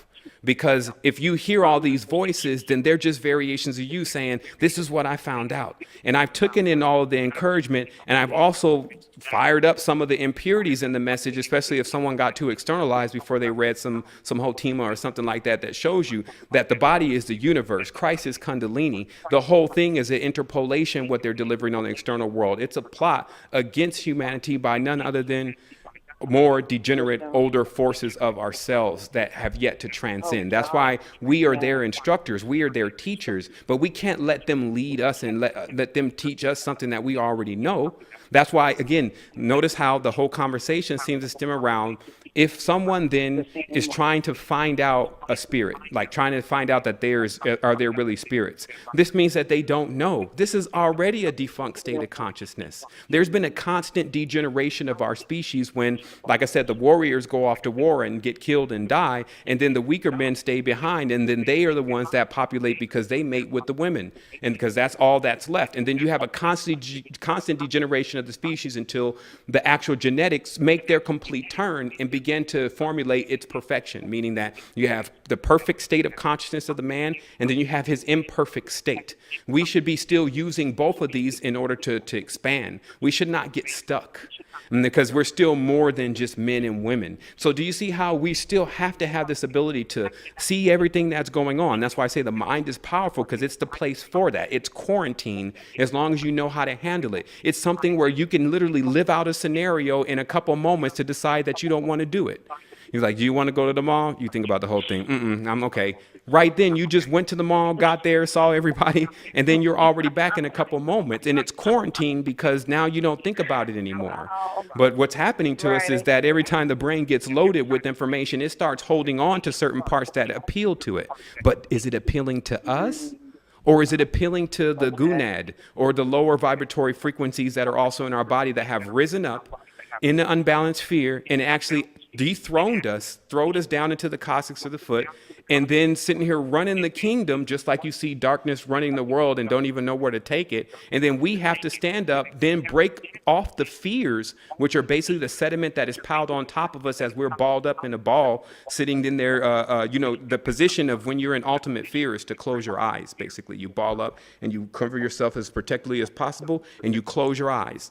So if you can imagine where the child really is, our consciousness and where it's at, that's what it looks like. And then what's on top of it is all its fears. And so that's why when you start shaking the sediment, the first things that come about is the disturbance, the things that you don't want to see. And that's what keeps people from waking up. You see what I mean? It's all there. But then what we have to do is we have to start getting packets, piercing through all of that fear to that individual so that they can start to power up and they can break through those fears rapidly. Because notice how, again, that all these teachings that you're looking at, it really distinguishes only two different things, whether the Kundalini is going up or the Kundalini is going down. Do you worship King Rebus, which is actually a male-female, androgyne, fallen angel, or do you worship yourself in the concept that all is self, so thus is full worship? It's basically species worship, where we all take care of each other, not some surrogate. So that's not even feeling what we're doing for it, right? So, this is a massive thing. I might have to just, again, take a break. There was some more, obviously, I had to talk about, but I think that's really enough in this. Like, we have this time, and again, service to God, or they say the Godhead, supreme being, which is ourselves, or service to King, the actual externalized world and all of what it's been developing in order to say that it's sustaining us, when really it's not.